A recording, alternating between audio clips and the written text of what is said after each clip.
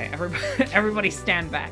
Pretend that this is a professional recording setup where we make so much money off of the podcast that we do. Yeah, I mean, I am making money off of it. Hand over fist. Welcome to the podcast Turnabout Breakdown, an investigative podcast where two grizzled detectives and two fresh-faced recruits interrogate the Ace Attorney franchise case by case. I am brand new baby Ro, and my recommendation this week is, as all my friends are aware, it's getting 8 to 10 hours sleep a night.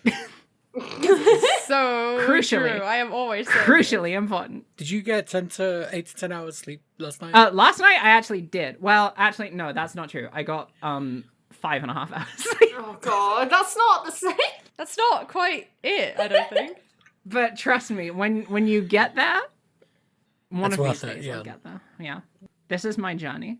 I'll be reporting back next episode saying I've slept non-stop since we finished recording. Anyway, I'd like to pass it over to other fresh-faced baby Hera. I'm the brand new prodigy detective that's tearing through the department. True. She's That ripping is all the true. paper up. The old guard are so fucking angry at me. That is very true. They're trying to get me killed, maybe. I can't comment on this legally. I'm Hera. You can find me online at Hera Chimera, and I'm not sure if I have a recommendation for you this week. Let's think. I could do a book. You heard about books? I bought a few recently. Have I recommended the book Hollow by B. Cowling on this podcast? There's a good chance No. that I may have. I don't think You so. have not. Okay. It's a book where 9 men and a number of men make a pilgrimage to the Tower of Babel to a monastery there. But they're bad men, and weird stuff happens because the book is heavily inspired by the works of Hieronymus Bosch. Uh-oh. Wow. And it's a spooky horror book. There's kind of a whimsy to it also, and I really liked it. It really stuck with me because I read this a long time ago now. And there's some other stories in it. There's some stories about a priest at this chapel. Their oracle just died, Uh-oh. so they're really going through it right now. There's creatures in the world, and there's also So true. a story about a woman who lives at the bottom of the tower dealing with some creatures. There you go. Hell yeah. No spoilers, you'll have to read it. It's good. Well, you already told us there's creatures, so I might as well just not read the book anymore. Fuck! Anyway, who else is here? There's grizzled, was the word you said, Ro? Grizzled detectives. Hard-boiled Hardened. professional investigators. Yeah, I'm gonna hand it over Seasoned to- veterans of the investigative task force that we've assembled here today to just fucking dismantle the concept of Ace Attorney. Oh, God. Yeah. And one of those is Devon, who I'm gonna hand over to. So picture the police precinct, right? And there's people running around. They're like, furiously doing whatever it is that the police do when they're not, being terrible. And in the corner, there's just like, it's just some sick old man who's just been like blathering on about his best cases, and he doesn't remember a fucking thing except for 2 or 3 key pieces of evidence. And But those were the everyone- pieces that made his career. Those are the pieces that made his career, and like everyone kind of tolerates him because he does technically, he still has a job, but He's he got doesn't know tenure. what's going on. Hi, that's me. I'm Devon. I remembered so little about this game, and yet so much. And I'm really tired today, so you're getting my grumpier self. I'm in my armchair. I'm making whatever new recruit, whatever intern they've managed to get hold of listen to my tales of glory while I'm blathering on and not making any sense. And my recommendation today is an album called I Love My Computer by Nina Geraci, which is just like quite heavy dance music that's just, it's very much about like being someone on your computer a lot, and it's really fun. It's really high energy. I think it came out August last year, and it's excellent if you like quite hardcore dancey kind of vibes. I think you would describe it as EDM. I think that's the genre, but I don't fucking know much about anything. Kind of hyper poppy, good shit. And that's my recommendation. I will be listening to it after this podcast to inject some energy back into my body. Also, there's another, hard-boiled, grizzled detective in the corner. My good and wonderful friend Jay. And I know everything. You know everything. You're holding this precinct together. I've had all the clues from day one. Jay is like L Death Note. Yeah, so true. You can find me on the internet at JM Costello, and I have 2 recommendations now because Hera reminded me of a short story called The Tower of Babylon, which is also based on the Tower of Babel.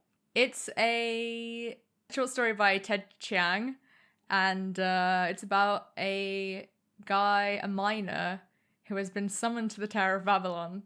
And it's a short story, so I can't really tell you anything that happens because all of it is spoilers, but it's very good. I've heard good things about that story too. add my weight to this. I've actually read this story. It's good. Hell yeah. My second recommendation is last week we jokingly said, oh, I was going to recommend doing hard shit that sucks. I am here to unironically recommend doing hard shit that sucks. No, I'm here to recommend doing hard shit that's good, which is very different from doing hard shit that sucks. I think that oftentimes when we do stuff that is super difficult, it is because we are forced to do stuff, and that makes it very depressing. And every time that you are ever challenging yourself, it's a bad experience because it's not actually something that you value doing. It's just like you have to deal with something. However, if you start to challenge yourself in things that you like doing or that you find rewarding, then it's good. You experience a sense of accomplishment and reward. Last week, 2 weeks ago, I ran like 30k in the mud. Woo! And it was so fucking hard. But it was also really fun. And I gained a huge amount of satisfaction from it. And I feel that every time I push myself to do something a little bit that is actually rewarding, I'm like, wow, I should do this more often. So that's my recommendation. It might not be running for you. It takes a while to learn what is like a good challenge that is not too difficult and like something that you genuinely find rewarding, even though at the time you might be like, some of this sucks. So, do some experimentation. But I like to run.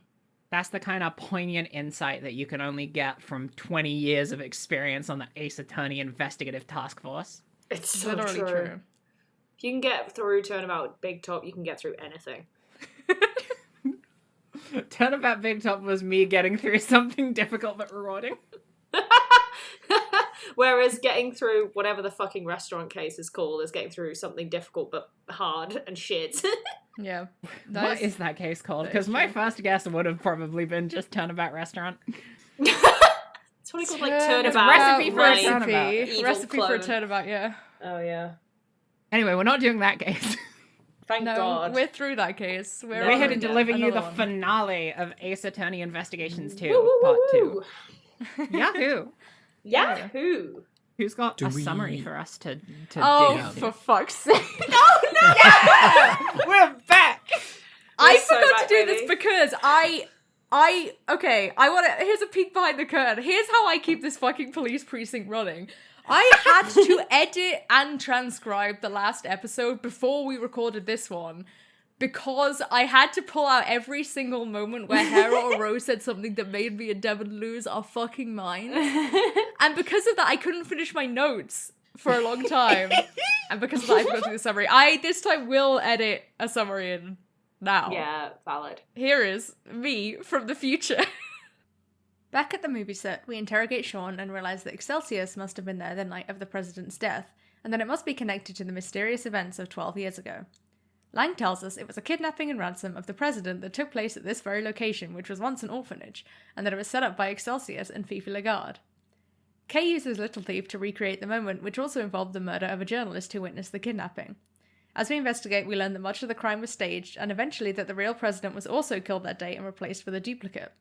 We also get a child's picture of the events that clearly shows Carnus was there, although nobody mentions this until much later. Gavelle is forced to reveal that she, a woman 13 years older than Sean, isn't his biological mother, and that he's actually the child of the president and her cousin. That's why she met the president and why she gave him flowers that made it look like he'd had a mustard accident. As we work through all of this, Canis arrives, having escaped from prison. He's looking for our phone mastermind, who's the child who drew him and also saved his life on that day 12 years ago. He also reveals he met that child 18 years ago, on the day of the IS-7 incident. It was, in fact, Bronco Knight, hence the correspondence chess he was playing from prison. But Knight can't be the mastermind on account of being dead. But there were 2 lost children in the IS-7 incident, and who said that Bronco Knight had been his only friend from childhood because neither of them had any families? That's right, there was an evil clown all along. Simeon Saint tricked us, and somehow Devon and I managed not to spoil this, even though Ro and Hera got incredibly close to guessing multiple times. We go and argue with Simeon a bunch until he confesses, at which point both Tequila and Sean briefly consider killing him, but end up deciding not to. And then Edgeworth gets his badge back because he's Nices and structural problems don't exist. Wow, what a good summary. It was Thank you. absolutely just gorgeous. That was incredible. Oh, I wasn't I expecting cried. it to have that music in the background, too. God damn. You really upped the production value of this podcast by tenfold. Okay, I would like to open and say that by the end of the last episode, we were literally one step from solving this case. Had I simply opened the video game and looked at the list of the people that we knew, I think we would have solved the case. Hera, have you seen the bit of the transcript that I pulled? Yes. Yeah. It's so funny. Yeah. I think we should read this, actually, because I Yeah. think it's important. 100%. Do we all want to voice ourselves? Devon's not in it, Oh, unfortunately. I'll be the director. Okay. It reminded me a lot of the way that Bronco Knight talked. Interesting. But I don't know how it can be Bronco Knight, which led me to my second opinion, which was Carmelo Gusto, but I don't remember. Carmelo Gusto's cadence was really inconsistent throughout that case that he was in because it felt so different when you meet him as Gregory Edgeworth versus when you meet him as Miles Edgeworth. So whether or not I could equate the two, I can't say with confidence, but it did really make me think of Bronco Knight initially. But I know that guy was supposed to be dead. It says I'm cross here, which... Cross as in you were talking over Ro, not I cross, see. angry. That's way more likely, yeah. Well, what if you sound like Carmelo Gusto because you are related to Carmelo Because Gusto? it's Carmelo Gusto's son! Entirely possible. But if that's the case, then why do they have a need for a voice changer? A voice changer implies that it's someone that we would know. Yeah. But it's entirely possible that someone we know is Carmelo Gusto's son, and we just haven't connected those dots yet. Maybe. How many other people do we know who are 24 years old? Now this is the second I start panicking. I'm sweating so much. I mean, how many other people have we met in this game that haven't shown up in this case so far? I feel like I need to see a list of all the characters and look at who is 21. 24. Sorry, 24. Don't worry about why she said 21. Me Don't worry thinking about I've why just she been said given the 21. greatest out of my fucking life. Incredible. Finish the sentence. Don't worry about why she said 21. Me putting my hands on the steering wheel. What does this mysterious phone person have to tell us? What?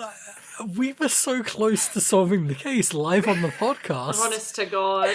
Honest to so fucking bad. God. It was If you so had said- stressful. Simeon Saint is 24. I don't know how I would have reacted. I don't know what I could have done. Well, okay, hold on. Why are Simeon Saint is 25. Oh well, you wouldn't have got it then. And also, this is as close to it as you get before the game is like, okay, who is it? This is literally what you get to before the game asks you who the killer is. Or who the mastermind is, sorry. It's so crazy how close And- we were. I think I would have solved this had I not played Case 2 like 3 months ago. Because I forgot that Simeon and Bronco were friends. I also But forgot it's- that too. It's so obvious if you just sit down and say, okay, who knows Bronco? That's it. I would've- That's the end of the case. I would have suspected Simeon so much more if Regina wasn't also there with him also. But I think Regina being there as well also threw me off. This is time for me to say what I have to say, which is when I first played this game, and I think I was like 19 or 20, and every single case of this fucking game I have messaged Jay about this, where I remember like messaging Jay at the fucking time and literally accusing everyone of being the mastermind, including Regina, except for Simeon. I literally could not. It was just like he just didn't exist to me. It was so funny. I was like, is it Regina? Did she do He's too timid. I wish she The would. existence of Regina, like, going through this experience makes me realize, like, how pivotal Regina is to throwing you off of Simeon, because they're both so, like, goofy. Mm-hmm. And if it was only one person, you wouldn't think about it, but because they just feel like a unit. Yeah. And so, like, just knowing, like, every time I was talking about Regina and Simeon showing up, being like Regina and Simeon, it was such a, like, cover. I could feel it, like, covering up. God, and like they just know that like we underestimate them a bit. It's like, oh, they've got goofy side characters who are in this case for fuck all reason. So it's just immediately like writes them off. It's so fucked that me and Hera were so close to solving this case, and then the chief inspector comes along and immediately discredits everything we do to maintain their own reputation. That's so funny. Honestly, I blame myself. Had I simply You looked at can't. the list of characters, then that would have been it. Yeah, but we Destroying couldn't Hera's look at the list of confidence. characters because we weren't theorizing about the ages until we were recording the podcast, at which point we had closed the video game. I could have reopened the video game. It wouldn't have taken long. Imagine if, like, in the break you would have the video game. Oh my God. There were so many ways it could have gone. I genuinely can't believe we didn't fuck it up somehow, Devin and I, because we were both saying this so many times, being Honest like, to oh my God. God, it's so The two of you are the strongest people I've ever known. From there, it would have been so easy to circle back to the helicopter theory. And that's it. That's the whole case. That's the whole thing.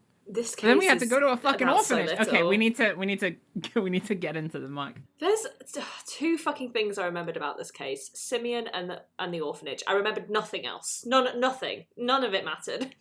You forgot that the president got crushed by a hot air balloon. Yeah, I forgot that. I forgot about the cool fucking showdown. We got so much to get into. Should we start? Oh. Yeah. Yeah, let's start the podcast. Recap for Grandpa. No, there's something else I want to talk about. Not now, Grandpa. I'll go back to bed.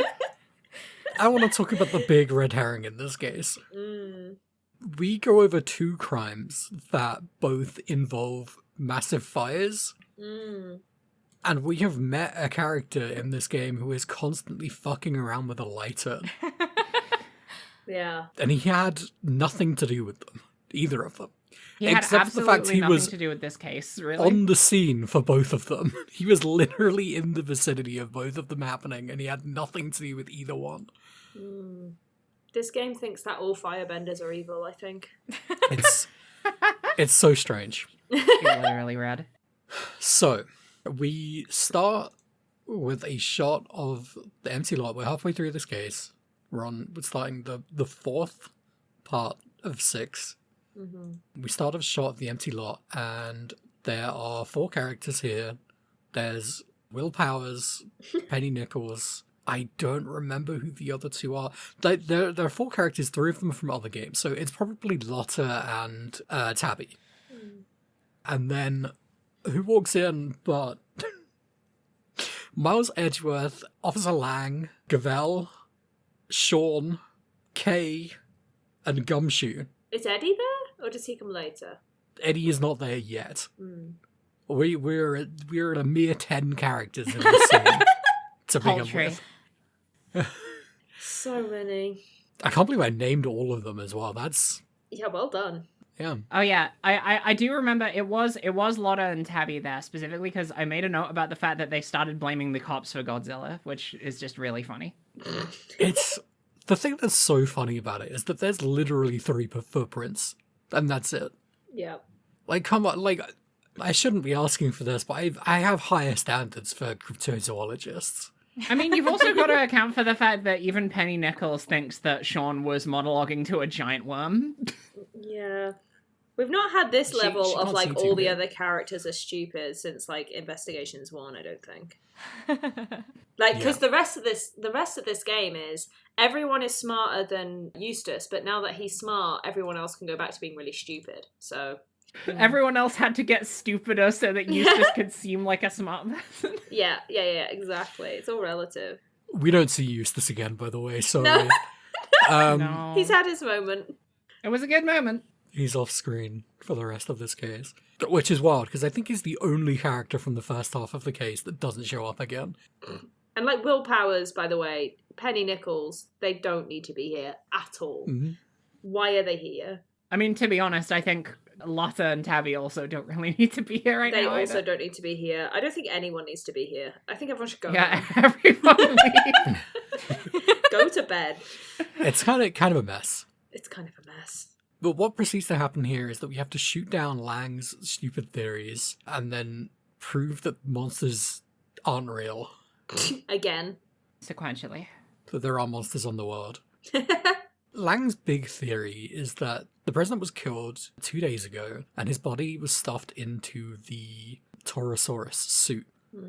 Now, we have a photo from literally the day before of Sean and Penny and Will in the Torosaurus suit.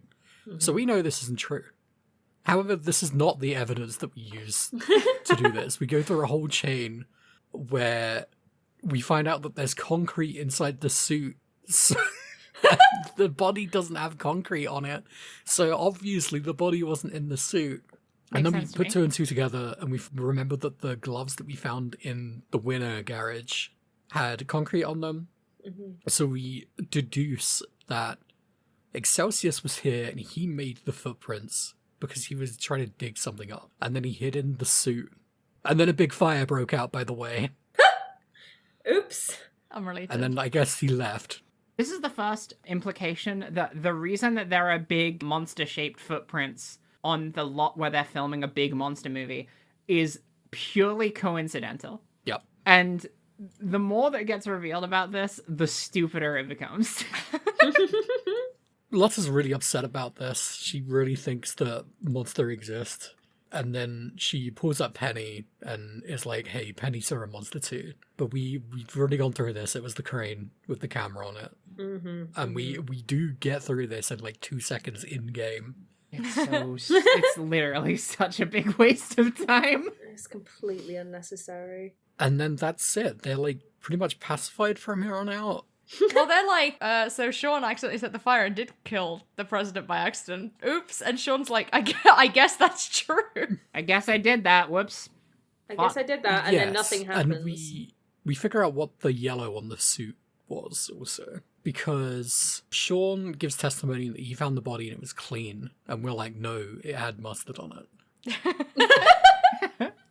It had a mustard accident. There's another moment here, like, I was talking about this in the last episode where, like, this game, especially, I've noticed it in this case, has had such a habit of, like, having to write stuff in a certain way to get to its next point. And this is that Sean absolutely did see the mustard and is just lying about it and hoping we won't notice, rather than Edgeworth thinking, oh, well, the mustard must have got added to the body after death, which feels like a very trilogy type contradiction that would have happened. Obviously, that's not what happened, so they can't say that, so Edgeworth's just like, why are you lying to us? And I'm like, that isn't the assumption you would make. Right, exactly.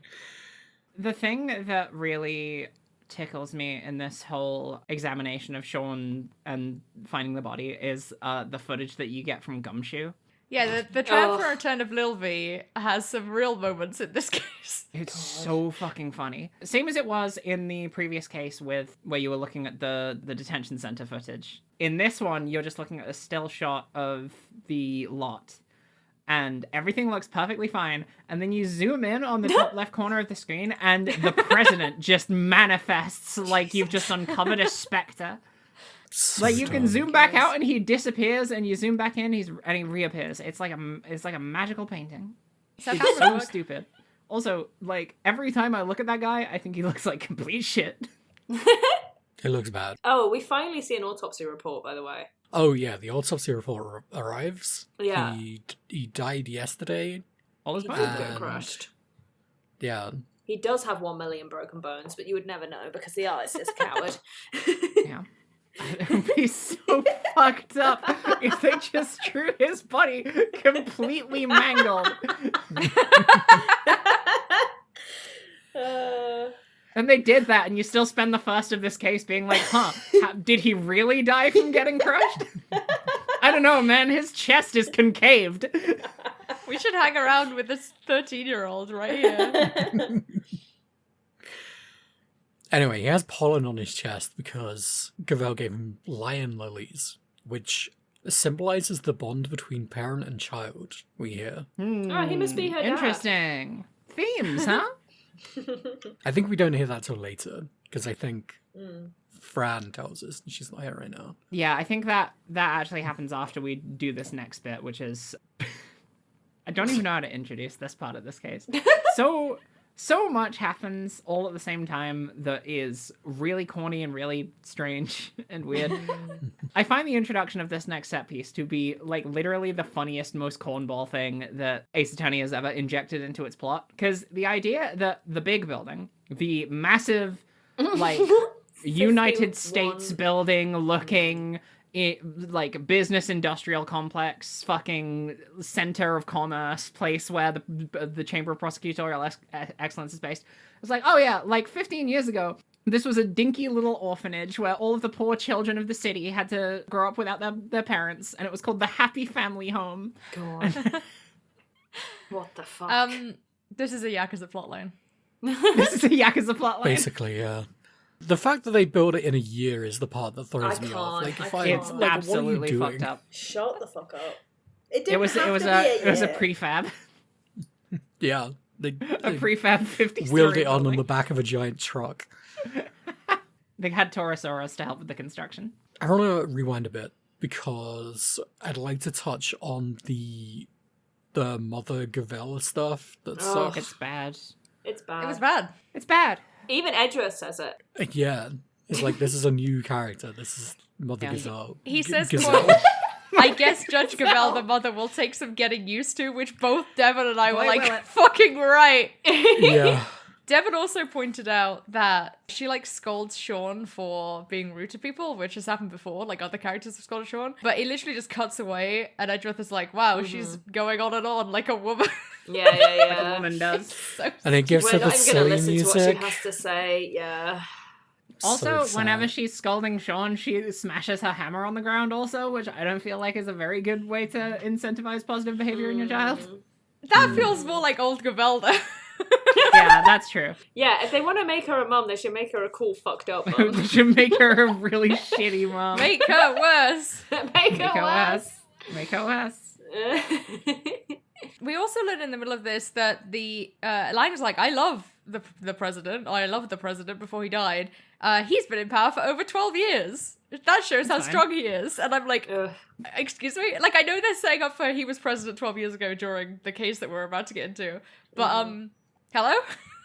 Hello? He's so Yeah. strong because every time someone else had a shot at being the president, they had to fight and he won because of all of his big muscles. Well, he says that he changed completely 12 years ago. It's not clear how long he was in power before those 12 years, but seemingly Maybe forever. since forever. Yeah. Yeah. He created the country single-handedly. He just fought off a bunch of people from a patch of land and then kept swinging his arms wider and wider until he had a country. Yeah. Because he's so strong. We get into the SS5 incident again, but Lang says that we can't really do anything because no one has access to the case files. God, the most contrived thing that ever happens and ever. Quick, then we've got to two shoehorn more 2 more characters characters. It's Eddie and Francisco. We have 12 characters in this scene right now. So stupid. Could you imagine just being someone who's just stood there watching all this happening? I'd be so bored. I'd be going home. I don't care. And all that Francisca does is like, hey, I heard that you said you couldn't get those case files. Don't worry about it. I got those case files. Pulled some She strings. says, I didn't do it as a favor to you. I did it so a colleague could solve his father's final case. Where were you when we were doing IS7? Excuse me? Honest to fucking God. Oh, it's so sad. It's so bizarre. God, I wrote that down, and I genuinely hadn't thought about, like, if Fran was in that case and also well written, like, her also, like, dealing with the implications of that Yeah. case on her. Like, hello? She could have changed Yeah. the world. He could have Yeah. changed the world. Mm. Oh, God. But conveniently, the files that she's brought us have exactly the right kind of information for Kay to input into Little Thief to make a perfect recreation of what this place looked like 13 years ago. Little Thief, by the way, is fine. Wasn't taken away. Nothing Yeah. bad happened. Where was it this whole time? Don't even worry about it. This is one of those instances where I think about Little Thief like a little too much, and I'm just like, I think it would be more realistic if they just said Little Thief was like a time machine. Honestly, that would fit Little in Thief- universe. It's made by ghosts. Yeah. Yeah, and now you're looking at the ghost of the orphanage. Yeah, you could say it's like a seance or something. It's like a seance of the land or anything. Just anything. You've got supernatural shit. Why are we using a phone? I don't... Yeah. I kind of like the hologram stuff. I It's love fun. the I like hologram the I stuff. like the It's hologram just- stuff, but this is like so far fetched. Yeah. What's wrong? Just being able to extrapolate this entire perfect scene from the case files that were collected 12 or 13 years ago, and also it being accurate enough that not only can you perfectly envision what it looks like, but you can also perfectly perceive the flaws in the original investigation. Yeah. And like it's just like narratively it's just so nothing, whereas like at least with spirit channeling you had it that like, you know, there's a whole thing around it, like Maya can't always do it, and getting a 7-year-old to do it's kind of fucked up, but also like the power involved in that, like there's at least Yeah. more around it than just like I have this gadget that is like extremely, like the police would have taken that offer, that could have been a whole thing. And instead of That being would've been cool. fucking gaudy, I don't know, man. I feel like there would have been photos of the scene. And I also feel like that's probably enough to make a reconstruction. I mean, that is explicitly what they say. I'm not having it.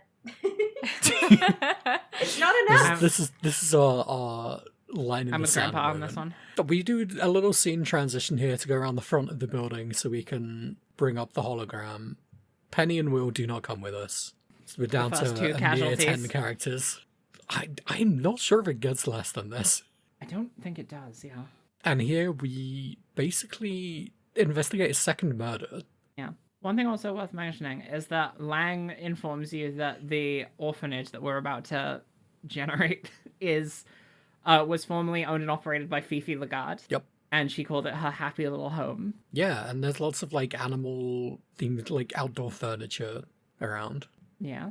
There's like a bear swing, which is motored apparently. There's a It's an elephant Little swing, tortoise first and- of all. there's a bear something, right? No. No? There's a tortoise and hare, like what are those things that the like spring things Yeah, I don't know that what you you call like those. swing around on? They're just rockers. And then there's something at the very back on the wall, I think. But I There's don't an remember what it igloos. is. It's a bear. It's a bear igloo, but it's not like a bear toy. Okay, well that's close enough. They have some kind of bear construction snow tool. Yeah, they have a machine for creating bear igloos when it's snowing. Yeah, exactly. Yeah. It's like an ice tray. And here we conduct the investigation of the murder of a witness to the president's kidnapping, Al Foul Down. Ugh. Now, It's not good. It's not good. What was the original for this one? Jack Cameron. Oh, because he has a camera. He's got a camera. That's okay. Great. Well, we don't really care about Al, to be honest.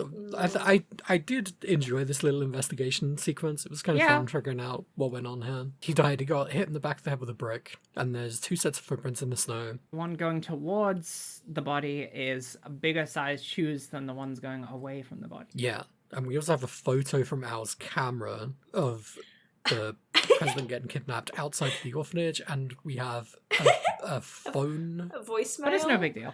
a voicemail. A voicemail which voicemail one includes so Rosie funny. Ringer. the Oh. line, "It looked like he was being kidnapped." It's just who talks like this? If I Me was seeing watching the somebody president get kidnapped. Well, the only person I need to call about this is my girlfriend. Looks like he's being kidnapped. Oh my god. We don't get an age on this guy, but Rosie was 21. That is her entire involvement. The burn on her hand, we never learn where it came from. It's not important. Yeah, It was a red herring. it was a red herring. We make some connections here. The planters are probably the most important one because we have that one letter from Fifi to Excelsius that says, hey, dig up that thing by the planter. What could that mean? Who could say? But that's probably what got dug up in hoofprint formation for some reason. Yeah, like, you wouldn't know where the planters were exactly. So why would you bother just leaving the planters not dug up? I don't... Also, can you imagine if you didn't find it in one of those three? Because there are 9 planters. I guess he remembered which side of the building they buried it on. Perfectly neat round circles as well with my sledgehammer. Yeah. Yeah, so yeah, that's the And reason straight lines. that... Yeah. And all the reason that extra the- concrete has been removed to nowhere. The reason that they're giant monster hoofs in the present day is because it's the, like, cut in the hoof is where the square shape of the planter is. So obviously, Excelsius, the precise, detail-oriented person that he is, was like, I'm not gonna spare a single ounce of energy to make this a concentric circle. Like, how do you know exactly? Because he where the remembers planters have been? exact... No, Jesus he is a fucking Christ. detail-oriented master of his profession. He remembers exactly where some planters were 20 years ago or whatever. Maybe he is. One of the important connections here is that Alf was holding a button, and we see from one of the pictures that there's a snowman with the button eye has been pulled off. Really tragic. And so it is very tragic. We realized that the photo must be fake because Alf had already died, and it was then restaged to imply that he was killed in a different place, which becomes important later. But this is really interesting because it brings up again this idea that, hey, some of our evidence might be fake, like it was with the autopsy report in the last case. But even though this game is kind of about that, it doesn't linger on it for any amount of time. And, you know, we're going to talk about the ending, I'm sure, but raising this exactly twice with the autopsy report and this photo, it's like, it raises a very large question about, like, how anything is going to work in this world from here on out, or anything has been working. And then it's like, well, never think about that again. And I also just think, like, I mean, you know, I've said that 1,000 times, but I also think that a game of this kind, where it's like, well, do you actually trust the evidence that you're being given, is interesting. And yeah, it only comes up these 2 times, and like it doesn't actually have any mechanical... In the last game, the autopsy report didn't get revealed for a while, but this one, like, pretty much immediately they're just like, oh, well, he was standing somewhere else, actually. And also, this is a hologram of a place that isn't real. Yeah, and also all of this happened 12 years ago, so, like, I hope that nobody was looking for justice the whole time, like, maybe Rosie Rigger, who also fucking died because of it, so sorry it took us so long, I guess. Oops. I have so much more to say about this when we get to the credits bit. Better late than never. I want to point out a funny that happens during this investigation. At a certain point, some of Lang's old goons show up, some of the old men in black, and they're coming to help him on the case because they want to also help him find justice for his father. And there's a bit where one of them's just like, Shifu, can we count off just for old time's sake? And he says, yeah, go for it. And he just starts going 1, 1, 1, 1, just all on his own until he starts crying. Oh, God. It's so funny. Awful. Terrible. He's missed his boss so much. God. Lang's gonna be the next president, this is the thing. Fuck, you're probably right. We also get a very mysterious piece of evidence here, which is a child's drawing. It's a child's drawing from Lang's father's office. Yeah. He kept hold of it his whole life. This drawing is fucking amazing. It's so good. It's so good. One of my favorite things, I think, in, like, most media, whenever it comes up, is an adult's interpretation of a child's drawing. Because there is no fucking way a child drew that. This looks like an impressionist masterpiece. What if the child was just really into brickwork? What if this child was just, like, really, really good at sort of a Picasso-esque cubism kind of rendering of the face. But, like, this picture was in Lang's dad's office in Zhengfa and then arrives, like, 10 minutes later. Well, Why they didn't could they have just faxed send a it. picture of it? Yeah. Nah, it's the original. Remember fax machines? No. I've never even heard of it. God, what a great invention. If they introduced a fax machine, they'd be like, look at this brand new technology that was just invented. In the year 2019 or whatever the fuck. Yeah. It actually is 2019, by the way. Things that I know for a reason that I can't tell you. Okay. Interesting. Okay. Ominous. We also figure out that the thing that Excelsius was digging up was the ransom money, or we think it's the ransom money, We think it is. because they kidnapped and ransomed the president for $100 million. By the way, by they we mean Fifi Lagarde and Excelsius Winner.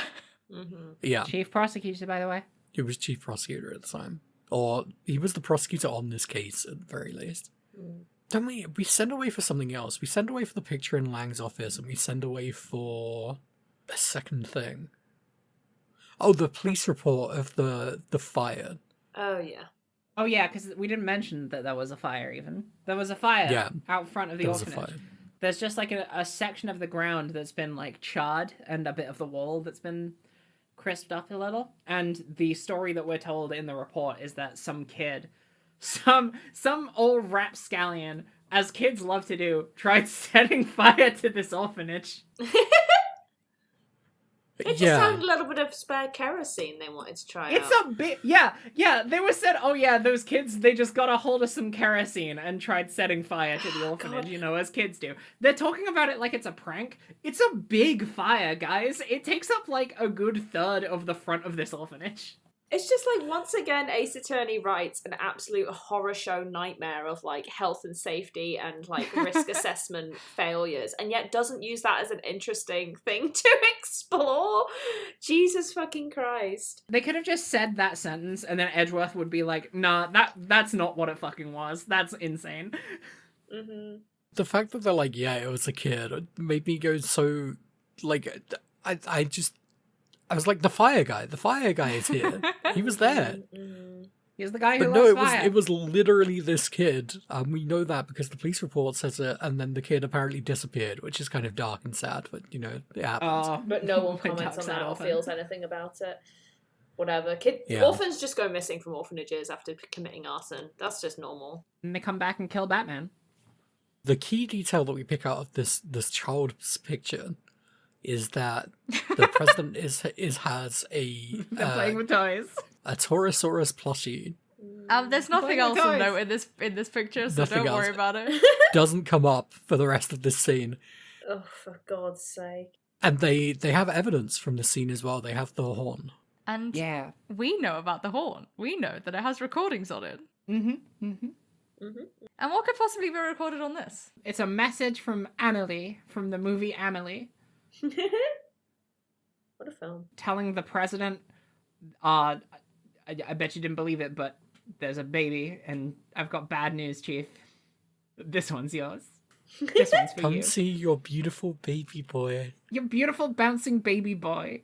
Oh. Who among us could have looked at the ages of Bertie Gavell and Sean Fenn and thought, probably not his biological mother? I hope not, but I wouldn't put it past this game. I think the thing that annoyed me about this is why the fuck did Verity, like, keep this, like, the kind of secret that she would take to her deathbed? Well, as we saw later on, it was kind of dangerous to know that secret, so I guess that's that. Yeah, but, like, the secret of it being the president's son, yeah, but the secret that Sean was adopted? Oh, She right, said yeah. that he knew. Yeah, but she never mentions it to us at all. Well, it's not. I mean, it is relevant, but it's It not, is, of course it's fucking not- relevant. She spent the entire it's first not half of this clearly case relevant. hiding the fact that she had a kid in the first place. But she didn't want to only be seen as a mum. She almost, like, acquitted a trial for a person who we knew was guilty just for the sake of not telling anyone that she had a kid. Mm-hmm. I feel like as soon as you say I've got an adopted son, the first question is, oh, from who? Yeah. From the orphanage. From the orphanage, yeah. From who? Oh, who Well, are their biological in a game parents? like this, yeah, absolutely. Yeah. Totally. Oh, you adopted a child? Can you tell us their horrible background, please? Here's the thing: you can do that if you're good at writing. Yeah. You can get away with that shit if you're good at writing. Yeah. Harry, you can get away with that shit if you're good at writing.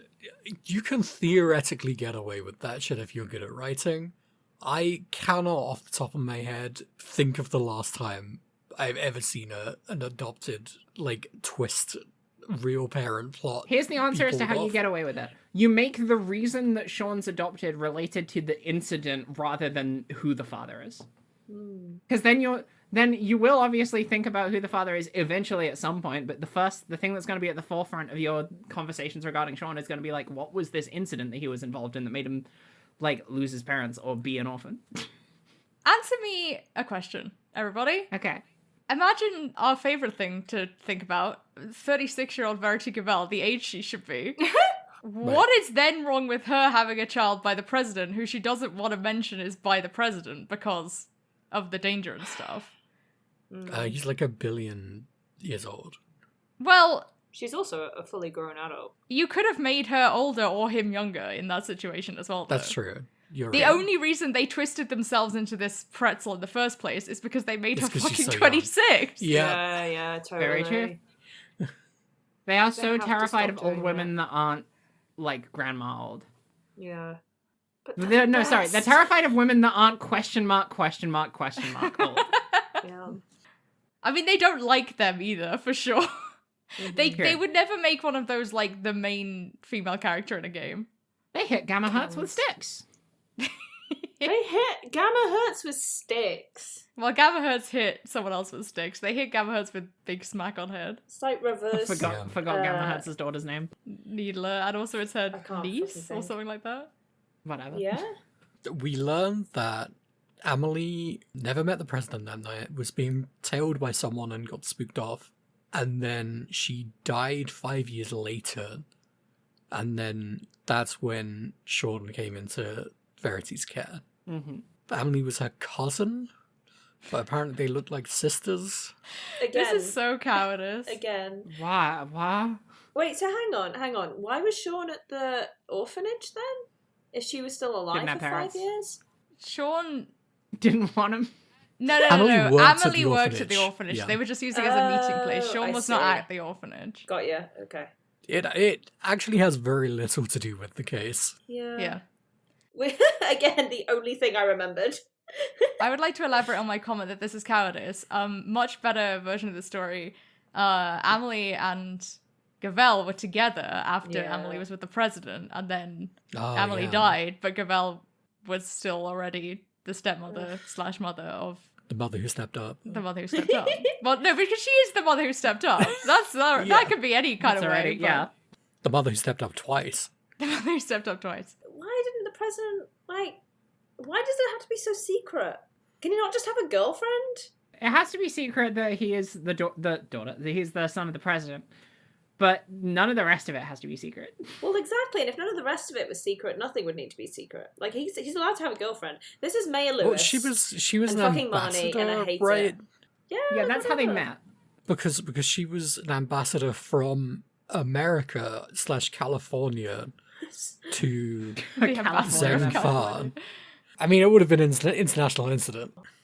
It's an international incident. The president fucked a Californian. I think it was just that they will kidnap Sean situation, which, I mean, they kidnapped the president yeah. anyway. Well, at this news, Sean runs off. Wah. He backdashes off the screen in like 5 frames. It's sick. Yeah, and everyone else is too stunned to move except Mars Edgeworth. Yeah, he's the first one to run after the 13-year-old. Gavel is the Not last. Gavel, by the way. Yeah, she's literally the last one to arrive on the next scene. Yeah, no one gets left behind. We still have 10 characters. Why are they here?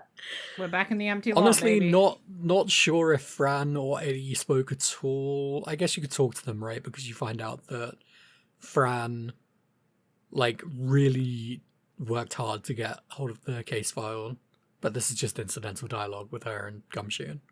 Eddie's just hanging out. He's like, whatever. You having Whatever. fun, kid? Hey, Hey, sport. winning son. Remember to always have fun. Remember to have fun and be yourself. It's That all is for basically fun. what he says at the end of this game, but we'll get to that. That's what the final message of Ace Attorney Investigations 2 is.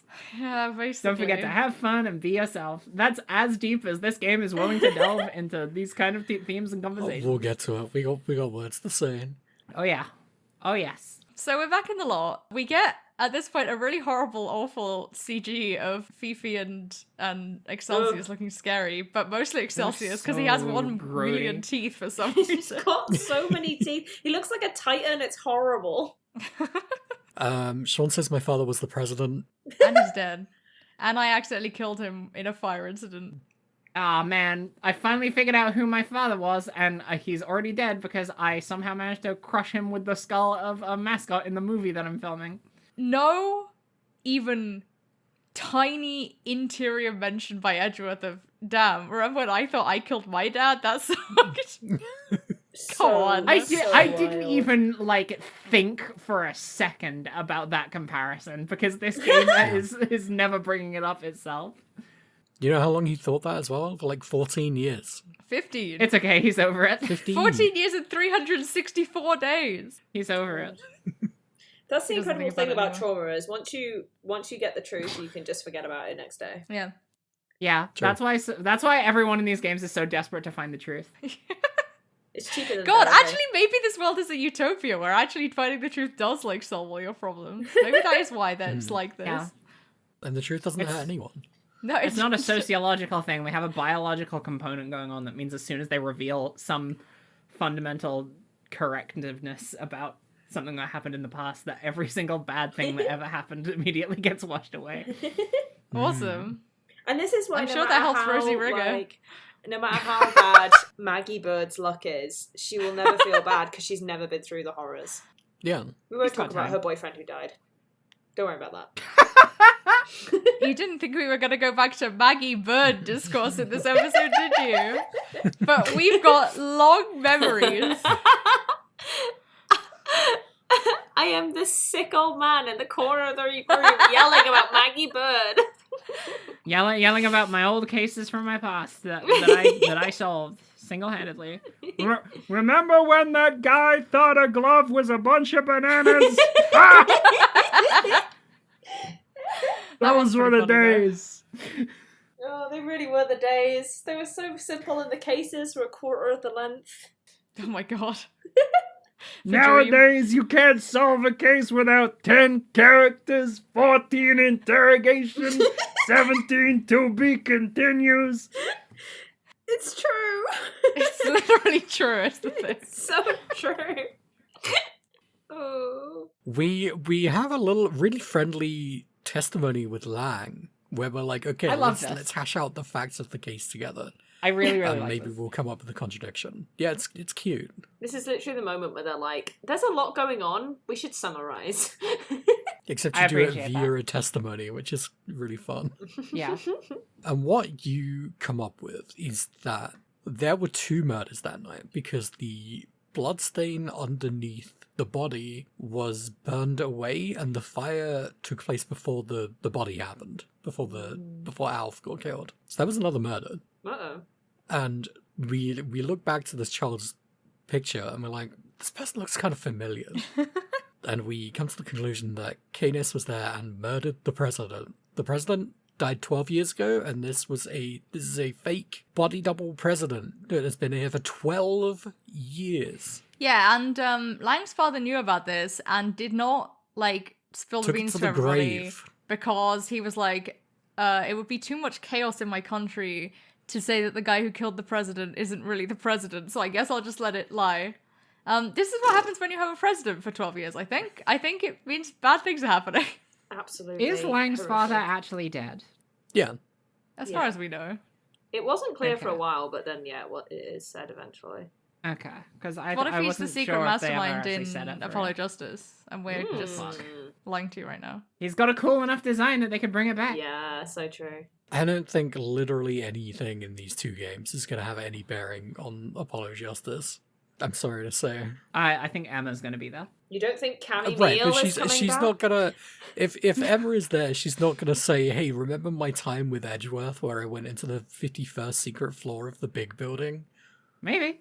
Yeah, maybe they write that in Apollo Justice, and then when they were writing Investigations 2, they were like, "Fuck, we got to make a case based around that."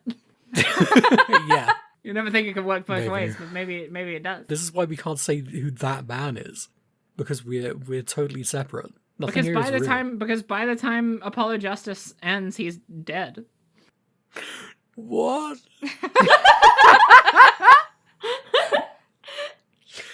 There was a secret post-credit sequence to this game where Miles wakes up from a terrible dream. all a dream. And then, I don't know, he's like, I gotta go back to court with my friend the judge and that man. That man. Do you think Edgeworth's He forgotten does his say name? that at the end of that case, of this case. Edgeworth's definitely It's just forgotten actually his he name. wakes up and it's like case 1-3, and he's calling him that man because he did genuinely forget what his name was. Right, that's why he was dreaming about Penny Nichols and Will Powers. yeah, holy shit. Yeah. Yeah. Oh my god, this is like Super Mario Bros. 3 theory. You're gonna lose it when the first case of Apollo Justice has Paul Halik in it. God, don't. That would be amazing. That'd be amazing. Canis shows up, he's like, well done, you figured it out. I killed that guy. I did do that. That was me. What is Canis here to talk about? Oh, some children young that we've surely pup. forgotten about. I once Oh, knew yeah. a guy from 13 years ago. I was in touch with a young pup, and I lost touch with him a couple of days ago, so I broke out of prison to see what's up. I'm just walking about. I just break out of prison. Didn't even change my clothes. Who's gonna I stop mean, me? there's no prison warden now, so Yeah. who is going to stop Everyone him? All the gets a guards would be holiday. really scared. They said if the prison warden doesn't show up in 15 minutes, we don't have to go to class. Yeah. You do testimony here, but I don't think there's like any contradiction or anything. I think we just get there, and he's like, well, I found these two kids 18 years ago. On Christmas Eve, would you believe? God. We know what happened on Christmas Eve 18 years ago. They were frozen in a car. They were almost dead. It might have fucked with their brains or something. I don't know. They got really cold. Could you get so cold that you forget who your dad is? Yes. Maybe. That's what happened to me. Wow. Anyway. And now you're all a Medical circus clown testimony. too. Who is that guy? And from here, you pretty much get to where we were at the end of the last episode, which is, well, Bronco is Paul Halik's son. We knew this. Yeah. We've got his ring. But Bronco was playing correspondence chess with Canis, but Canis was receiving the letters in Braille. So someone must have been acting as go-between between Bronco and Canis, translating the letters into Braille and back. Who do we know who is the same age as Bronco Knight? And they were literally bodies. And they were buddies. And they I were like the buddies. way that they like remind you of this, basically, where they have It's good. a flashback kind of like literally it's just the text on a black screen, and it's Syrian saying, you know, me and him were really close because neither of us had families. And the only people we had was each other, and I was like, it's one of the best lines of the game. And then Here's the thing. I think most everything that happens from here on out. Actually, no, I'm not going to say most everything that happens from here on out is really good, because we still got to get through the hot air balloon bullshit. I would say that most everything from here on out is like character logically well written, but then if you start to think about it, you're like, Yeah. I'm not sure about some of this. Mm-hmm. This is the problem with a lot of Ace Attorney, is that like it hits, and then you think about it a little bit. Yeah. Very common problem to have. I feel less positively. I don't feel necessarily negatively about everything that happens from here to the end of the case, but I found it a little bit grating, I think, in some parts.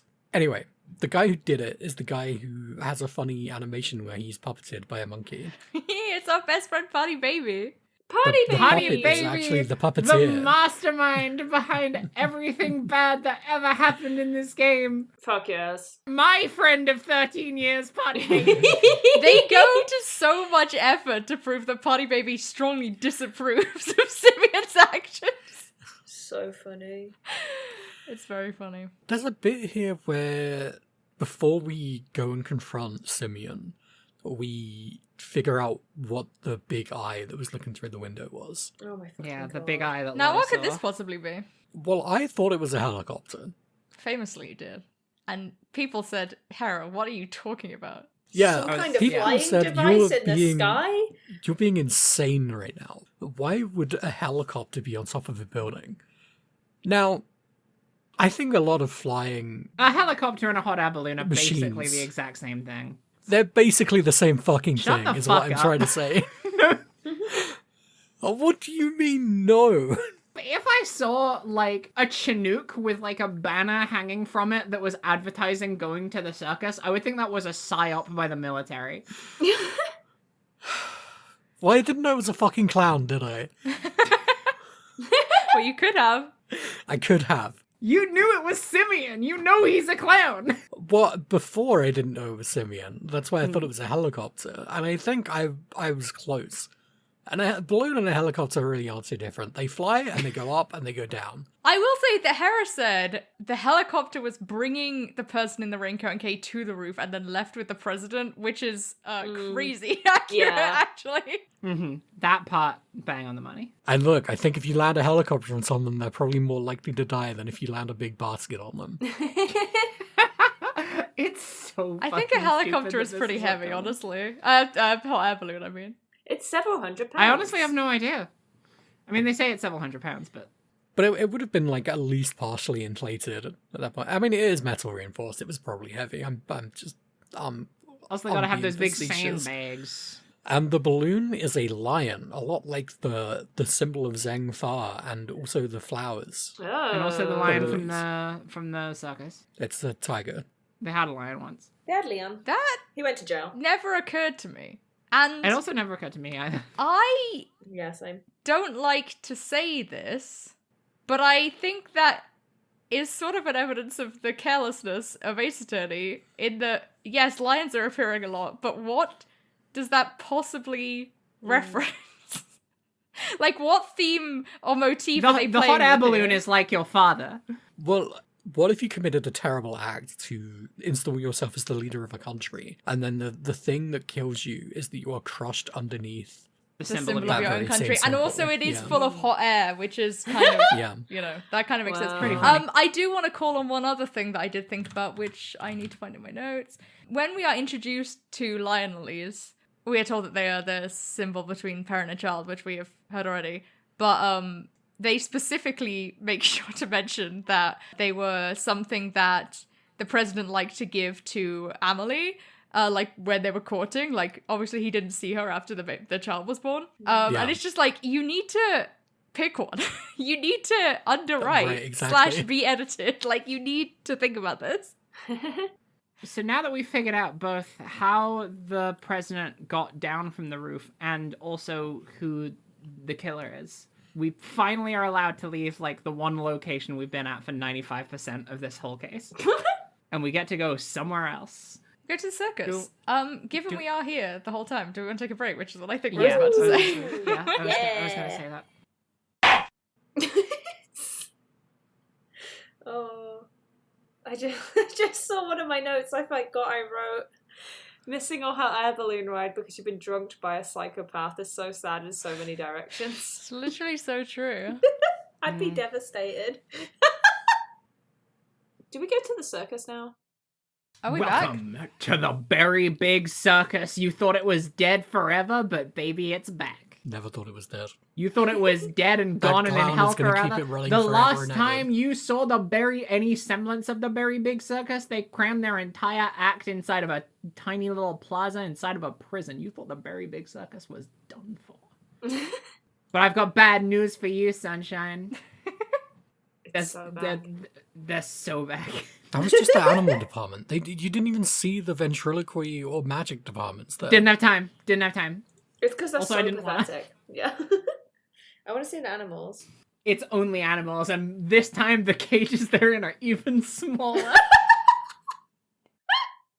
What the fuck is this room? The whole of this scene in the background, there is a gorilla or some kind of ape in a cage literally the size of its body.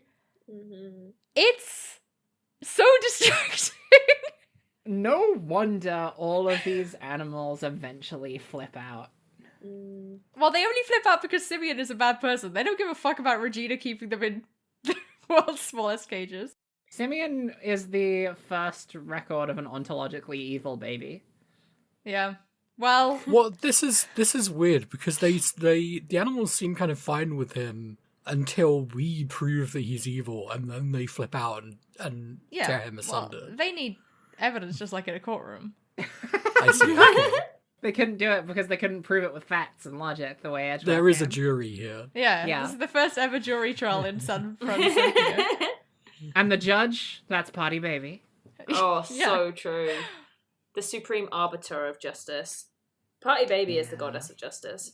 We get there, and Simeon's like, "What's up? What are you doing here? Oh, you came to see my show. You said you would protect me, and you're here to attack me and tear me down and stamp on my My my animals. feelings. And it's my birthday. I'm a sweet birthday And boy. it's my My birthday. birthday. I thought And it I'm was just the a little guy and it's my friend. birthday. You said you wouldn't do this to me. Remember when you said I don't believe a person as gentle as you is capable of murder, Miles Edgeworth? Remember when that line came up, I thought, that's really out of character. Remember how they don't interrogate this at all? The one person he's ever defended, and he fucked it so hard. You fucking beefed it, dude. Really speedrunning Phoenix Wright's journey from 1 to 2-4. Well, if you draw it out, you'd have to have too much character development, so you've got to do it so fast that Edgeworth doesn't have True. time to adapt. And true to Case 2-4 from the original trilogy, Simeon has an evil transformation. It's so good. It's so good. This, Think about us I'm gonna as be we love an honest. evil clown. Yeah. We fucking love an evil clown. Here's the thing. I think this is the best, like, face-off moment there has been in this whole series so far. Yeah. I think this is better than fucking, what's his name from, Matt Mangard? Mangard? Yeah. I don't think it has the juice of Vanguard, unfortunately. I think this has the juice. I fucking love like his animals doing his hair for him, and then he gets his friends, the pig, the chipmunk, and the cat to create an armrest for him. He looks so fucking great when he's just like leaning on his cat. It looks like such a piece of shit. I love the complete 180. I love a character who thinks they're like so far above it all and so emotionally detached from everything that they're just like. But he's also a clown, is the thing. He's also a clown. He's an He's evil also clown. a clown. He's an evil clown, and they just don't get better than that. It's so true. What did Matt Angard do? Push his hair out of his face and grab a glass of wine? I am remembering now how He never Like- even juggled chipmunks. they're like, see, he's deformed because he's Yeah, evil. remember that? Yeah. I'm remembering Yeah. things. Yeah, he fought a bear. Oh no, that was the other guy. The guy that That died. was the other guy. He didn't even fight a bear. Didn't even fight. He like made friends with the bear. I don't remember. No, the other guy fought a bear and then made friends with it, and that's why everyone was like, "Wow, here's your cool bear." He's your 1 memorabilia." million bears. Anyway, this guy doesn't have any bears, but he does have a lot of other animals. Not And for they're long. So pissed. They're not pissed yet. Right now, He's got the obedient little 3 toys. chipmunks. He's got 3 chipmunks that he just juggles. Well, he doesn't even juggle them. He just holds his hand out, and they juggle themselves. What talent! What talent? Does he have any other animals? There's Yeah, some he's got the hummingbirds pig, that do the his pig, hair. and the birds, and the potty baby, and the cat. The birds? Well, Party Baby doesn't count, because What Party do you Baby leaves at this moment. Potty Does baby does evil his hair. Simeon have any other animal? Party Baby is not one of them. He has the cat and the pig. Yeah. So just the 5 to 6 animals. Yeah. Yeah. They didn't have real estate for any of the big ones on screen. I have to show you the stills of the breakdown animation because they're really good. Oh, the rabbits that he's It's a holding. really. Oh yeah, the rabbits. I rabbits, forgot yeah. The rabbits. The rabbits are really funny. This is the greatest set of images I've ever seen in my life. The way he's just getting spun around. Oh. Oh, Party Baby, you're so small. He's so small. No one thought he was that small. I'm glad the gorilla punches him in the head. We do a lot of arguing here. Ugh, so many arguments. He's so Yeah, but we're smart friends and at the end of the day. untouchable. Oh, you meant in the game. Yeah. Where do we start? Regina, like, dunks him in it immediately. He's like, oh, Simeon loves to fly that balloon. yeah, Simeon loves the balloon, flies it around every day. I can't fly the advertise balloon. No the one else can fly the circus. balloon. Wait, the fucking lead up to this, where they're just trying to, like, run out the clock, and the way they run out the clock is, Kay starts doing impressions of Simeon, and Simeon starts doing impressions of Edgeworth. It's so It's weird. really funny. I didn't get any of that. I was just like, what is this It's about? so good. It's so funny. I really like Kay just being like, I'm Simeon, the funny clown. Look at fucking me, idiot I'm over here." juggling. Like minutes ago, she was like, I'm so sorry, I feel so bad. And then she's just like, you are a fucking loser and I'm gonna mock you mercilessly. You're literally a clown, dude. That's so embarrassing for you. First of all, we figure out that the truck that was there on the day was the one that literally had the hot air balloon in it. And then he's like, well, you don't have any proof of that, so don't worry about it. Literally, don't worry about it. And then we remembered we put our hands on the thing because he wanted to figure Yes, out when and it was then last then used. someone goes and gets Emma, right? Yeah. I think this is one of the first times where they're bringing back stuff that happened earlier in the case that not only became clues later on, but also could have been bigger clues if you were interrogating the actual, like, surrounding things a bit more. Like, the fact is, the balloon itself was folded up on that truck the whole time, and you just never noticed. But, like, if you look at it, it is there. And I just think stuff like that is cool. Yeah. Emma shows up. We use the power of the not the 3DS. We don't have 3D. Not We yet. use the power power of of the Nintendo DS Woo! Woo! Woo. to Woo. scan for fingerprints, It's fingerprint time. and it's ours. It's our hand. Uh-oh, we're the mastermind. I had a fingerprint. It's yours. We touched it. Which means That that's proves the that the truck was there. I don't know if that's admissible in court. I mean, it worked for the fucking bowling ball or whatever it was, and oh no, not the bowling ball. The urn. You bowl with the sacred urn of Corain Village. That's how it broke the first time. They were doing sick trick shots with the soul of Amy Faye. Oh my god. Simeon is like bragging about how he like forced a situation where Excelsius killed Rosie, and also was he in contact with Fifi as well? He put the chisel in the chess set so that when she Right. saw it, she would think that Bronco was in touch with Canis. And he also gave Bronco the idea of the fake assassination attempt. He's such a genius, and we've got nothing. And he didn't Do kill we have anyone. any proof that he did anything wrong? He's just a sweet boy. I don't think he did it. Just a sweet boy. I don't think he did it. I think Regina did What's it. this one piece of proof? Ro, do you know?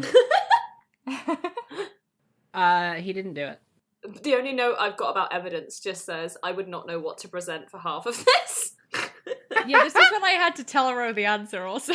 Yeah, this section stumped me a little bit. I don't know if did you have any issues with it, Hera, or did you just get it the first time? Because I think it's No, I either didn't one of have those any ones. issues. Okay, yeah, it's either one of those ones where you get it the first time, or if you get it wrong the first time, you're stuck forever. I got it wrong like once or twice, but I was just working my way through it, and then I was like, oh, okay, yeah. It's just one of those ones where it's like, you know, you could present a bunch of stuff at a bunch of different sentences, and they would all still technically make logical sense, but there's just like a specific combination of evidence and sentence that you have to do. But it's the recording that Tabby did of the bug that she intercepted that was in Kay's pin, which is of Simeon talking about how he loved to set up murder for people. Yeah, and then we listened to it, but it turns out he was able to turn it off remotely. Fuck. Which doesn't Fuck, make he's any been one step sense. ahead of us this entire time. He really is an evil mastermind. And also He got puppets. us. Oh, we're just gonna have to kill him instead. It's true. Send that ape after him. But then, plot twist, it turns out Tabby was recording this for like 2 days because we wind the tape back 2 days. It's a really, really fat tape. It's got a lot of reel Really, in there. really fat tape. And what was the recording from 2 days ago? It was of A gun? it was of Simeon. It was the hot air balloon and a gunshot. It was the...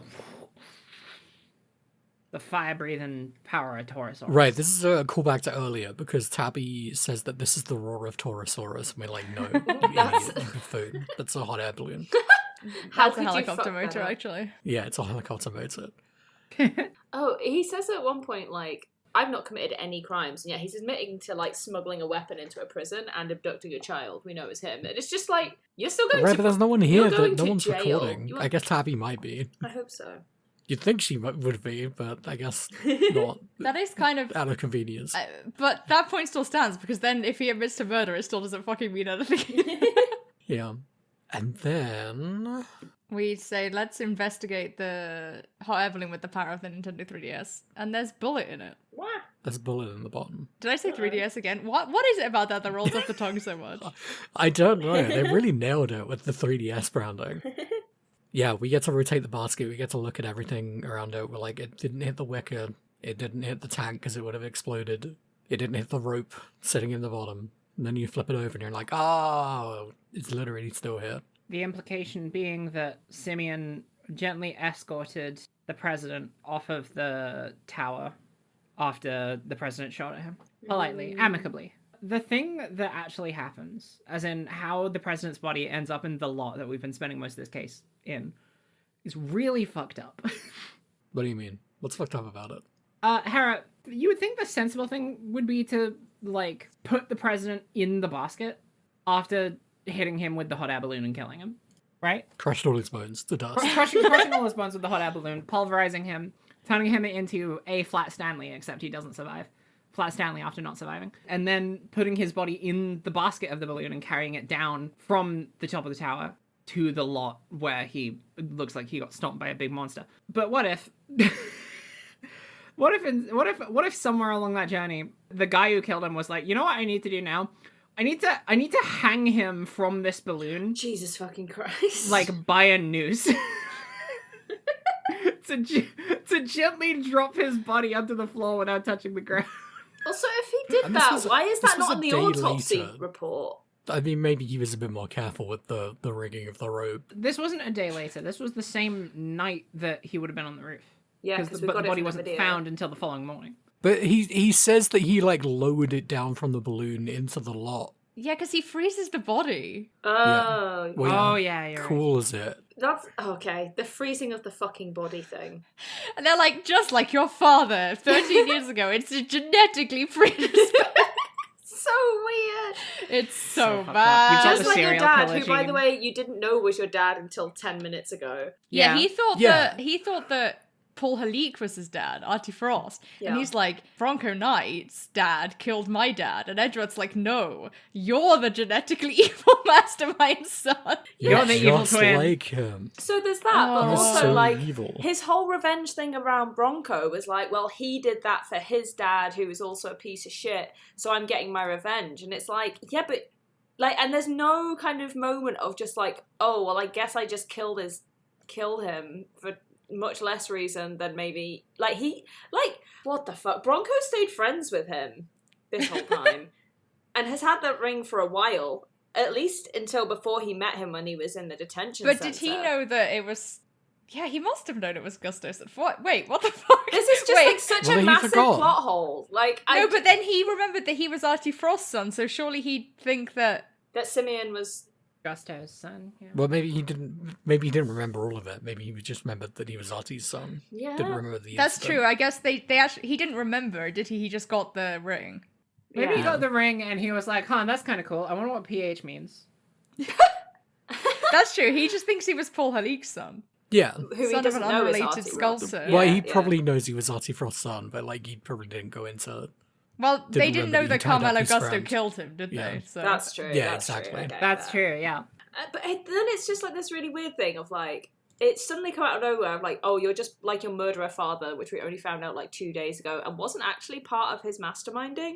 And also then Simeon spends the rest of the argument being like, I blame my dad for being a piece of shit and never coming back for me. And it's like, well, you only knew he was a piece of shit 10 minutes ago and that he was still alive when you were in the orphanage. So there's some weird stuff around that where it's like, I would argue it's probably kind of thoughtless writing, but I think there is a reading of it where it's like he's constantly updating his like working model of what's going on to just fit whatever he wants to believe where he's a victim. So it's like he's just like, oh, it's actually because my dad didn't come and get me from the orphanage even though he was alive this whole time. It's just like, well, I think also he's saying like, if that case had been solved 12 years ago, like, okay, I've just realized that my dad was the murderer, not the victim, but if I'd known that all along, then like I would have understood what had happened still, at least, and like I would have known why my dad didn't come back or whatever. Like there is something to this idea they're trying to get out of, like, not solving crimes causes crimes, causes people to become evil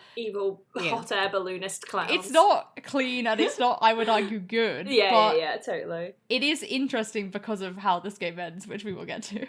It definitely seems like the intention behind a lot of that direction that Simeon ends up going down is just like, I can't be proven wrong because I'm in this deep, and I've also done really, really good at it, so I feel like a winner about it. But it's something I really like about his character, which is like, he just keeps moving it. It's like, first, oh, well, I didn't commit any crimes. It's like, oh, well, you can't prove that I committed the crimes. Oh, well, you can't prove that I committed the murder. Like, yes, a lot of, like, killers in these cases are like, oh, well, you could, I don't know, I just think that Simeon's writing and the way in which he argues with us, and he kind of believes his own lies. He's really smug really about good. it in a way that's a lot more entertaining than, like Alba was. Yeah.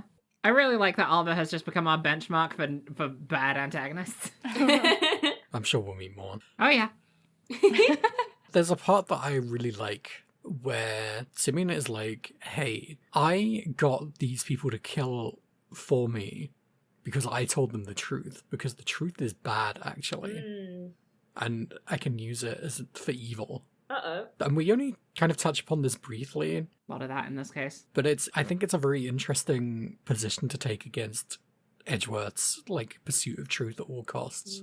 I think you're right. I didn't really think about that too much, but I think that's a really good point. But I suppose the way it ends up resolving it is that, like, Simeon didn't have the whole truth. He only had a bit of it, and that's what made him the way he was. Whereas Edgeworth's... Well, I feel like the resolution is, like, Edgeworth is good, so it's fine. Also that. If only Simeon hadn't frozen just enough to forget who his dad was, then he wouldn't have turned evil. I kind of wish that Simeon hadn't killed anybody, right? Like, if he actually had just incited people by telling them the truth, like, that would be such a more interesting interrogation of this game's themes. Yeah. But the problem is I don't know how they would have resolved that with everything else going on. But then it is again, impossible for them they to write don't a resolve villain the fact that that doesn't kill a guy. he's right about most of it. Like, yes, he killed the president, but also he didn't commit that many crimes compared with, like, yeah, he did cause a lot of crimes just by telling the truth. So they still don't resolve it, even though they don't even bother to explore it the whole way. Classics of Ace Attorney. Classics of Ace Attorney. You can't say that. You don't even know about Classics of Ace Attorney. Also, like, where is Fran in all of this conversation about having an evil murderer father? She has maybe like 2 lines in this entire scene. She has 2 fucking lines. It sucks. Because she appears when everyone is cheering. They're like, you go through like all 10 people in this room in succession being like, you can do this, Edgeworth. Yeah. Fucking get this guy. They did that at the end of Investigations 1, and it pissed me off as well. And then you're like, okay, I am going to examine multiple choice question, the bottom of the basket for multiple choice question, the pollen of the flowers. There was and mustard that all is along. going to get you arrested. And then you don't even get to use the power of the DS. Emma does it for you. They're bored at this point. And then that's it. You've got him. It's literally that easy. It's just so easy. And then every animal in the known universe beats him up. The animals look like they're mad with you, Simeon. Even Money and Asia. You've been keeping them in tiny cages. They thought you were their friend, but you're not. They're sad and mad all at the same time. When I read that, I was like, that's terrible writing. And then I was like, to be fair, Regina just talks like that. Yeah, that's true. Yeah, she does. It's like they're sad and mad all at once. This is like a brand new emotion that I've never felt of before. I'm going to call it Then you get a smad. shot of them in their tiny cages. This bad. That's mad, and I've locked them in a tiny cage. And then what happens? Every single animal kills Simeon Saint on the spot, including Isaiah, who picks him up by the head by sucking on his head. and flinging him around the circus. Isaiah is the Money- elephant, by the Money way, if has a people don't shot. remember this. Isaiah is the elephant, if you forgot that. Money, the like, the flies money up and shot. Hits him with which of the three Stooges is it that did that? Larry or Curly or Moe, probably. Oh, one of them. Yeah. Or the secret fourth one, Shep. I know it's funny, and you're not supposed to think about it too much. But our introduction to the circus was Animal kills Guy. Mm. Now Yeah. it's Guy kills Animal. Well, now it's Animal kills Guy, but it's fine because he's evil. Yeah. Well, it's fine. It's They fine. don't kill him. Because someone You know else who wants to does give kill that people? a go. Yeah. Yeah. This is the bit where they're at their like zenith of they could do something really fucked up here, and then they don't. Like twice. They could have killed him. Shelley shows up. Oh. Shelley the killer. My guy. The best character in this game. Best character in this game. The best character in this game. Shelly the Killer. He walks over to, or he like dashes over or whatever. He like teleports Nothing personal, kid. up to Simeon and is like, "Hey, Simeon was about to fucking shoot you. He's got a gun, He's got a gun. presumably the same gun that he stole from the president who tried to shoot him. We didn't mention that. The president tried to shoot him out the balloon. Should have aimed for the balloon. Probably still would have gotten crushed. Aim for the but, butt of the you know, balloon. whatever. Hands were too shaky because he's a scaredy cat. We was aiming for Simeon. But missed Yeah. because I'm his pretty hands were sure. shaky because he's a scaredy cat. Yeah. We didn't really Yeah. mention it, but like since Simeon knew, was it because Simeon knew about the assassination? They've just been chasing him his whole life, trying to kill him. The fake president, chairman, winner, and FIFA Lagarde. That's why I he's think in the that circus. the president was already extremely paranoid about people trying to kill him. So I think if anyone was in that balloon, he was going to shoot at them. To be fair, the hot air balloon was Personally, It's a aiming, pretty aiming scary for me, I'd balloon. shoot it. And also, it was a big lion. It's a big- Yeah, it's a scary big lion. scary lion. We didn't talk about the fact that the president was about to kill Gavel on the roof. Yeah, because she knew too much. Because Gavel knew about Sean. And Sean is mentioned in the president's will, which is about to be released or something. Yeah, because Lang is the executor of the will. Yeah. I guess the body double didn't know about this, so hasn't changed it in the last 12 years. It's not really explained. Yeah. Anyway, Shelley the Killer is here, and there's a cool CG of... Oh yeah, he's like, okay, I'm gonna kill Simeon, because Simeon has been leading me on. He hired me to kill a fake president, and he knew he was the fake president, and that is not on. You are not allowed to tell lies. It's bad, and I'm gonna kill you for You it. have to have a virtuous heart or you will die in this world. Because this is the killer's code of ethics. And he goes to kill Simeon, and then there's like a flash, and then there's a cool CG of Canis showing up to defend Simeon. And Canis is holding a chisel to the killer's throat, and the killer's got his cool knife that he has. Oh, yeah. And they both stand around and say ... badasses. It's really cool when they do it. It's so cool when they Yeah. do it. I want the killer's like jacket more than anything I've ever wanted in my entire life. It's really cool. It's really good. Simeon looks pathetic in the background. He's really scaredies. It's good. Yeah. There's like a kind of mist around these two legendary assassins. They have some kind of history, it seems like. They're in love. They were boyfriends. Possibly in love. It's always We the don't know either of their possibility. ages, so they could have been a whole lifetime. Torn apart by Simeon Saint. Ugh. And Canis asks the killer a favor to spare Simeon so that they can go to jail together. As a family. Don't worry about it. Your new dad is an assassin. He's like, the Papa's learned his lesson, let him go to jail. This is so stupid. We know this guy can break out of jail for free. It doesn't make any fucking sense. But he's tired, he's old. He just wants to I just play want to chess. go. I'm gonna go to retire to prison. I just want to He's whittle. tired of the killing, he just wants to live out the last of his days in prison. The killer could have killed everyone in this room. That'd be really funny. Do killer's like, I don't want to fight you because I would get hurt. And we'd both probably kill each other, and I don't feel like doing that, so I'm gonna go. And he's already injured his arm, so he's not doing so great. And he leaves all cool, like, I respect this from Tequila. I don't respect this from Canis. Like, why is he like, I believe in carceral justice? Come on. Yeah. Have a little imagination. yeah, like, I guess maybe it's just if it's the only way that Simeon can survive. As if Canis couldn't have just whisked him out of there, especially if Tequila was like gonna let him do it. Mm. Yeah. Imagine believing in carceral justice after being in the prison that was run by Fifi Lagarde. Yeah, and also the game treats this as like the just outcome, and I'm like, remember how that was a zoo? Hey, remember how they were in a zoo? Yeah. Yeah, so Well, now hold he's on. the animal in the zoo. It's great. They let him keep his dog. It's so That's pretty cool. That's pretty cool. thing is Candace gets whatever he wants in prison forever. It's just free rent for him. Well, not anymore. Yeah, 'Cause because he Fifi's only got that because he had leverage over Fifi. Yeah, but he's probably going to have leverage over anybody he wants to because he's big. I Scary mean, he assassin. literally is here instead of being in maybe, prison, yeah. so I imagine it's not that hard. He literally just walked out of there and was like, "I'm bored of this now." Yeah. He just like punched We through don't- the bars Don't get the details of that. and then just looked at any prison guards and they just vaporized into nothing. Yeah. Anyway, Simeon might not go to jail because someone else here might kill him dead. If only. Well, Definitely. who steps forward here? It's the logical outcome, kind of thinking about dads is, do you want revenge for the fact that your dad was killed by this funny clown? Well, it wasn't the clown that killed him. No? No. The clown Oh, killed you're the right. fake You're right. president. You're right. We learn about Yeah. this as we think back to a beautiful picture that was handed to us in the previous part of the investigation, and we noticed that one of the characters in that illustration looks strikingly similar to the bald blind guy that we see in front of us today. Sean says, "Huh, I'm connecting the dots." I'm connecting Good the job dots. good job I hid a gun in my milk carton. Sean is like, you killed my dad, didn't you?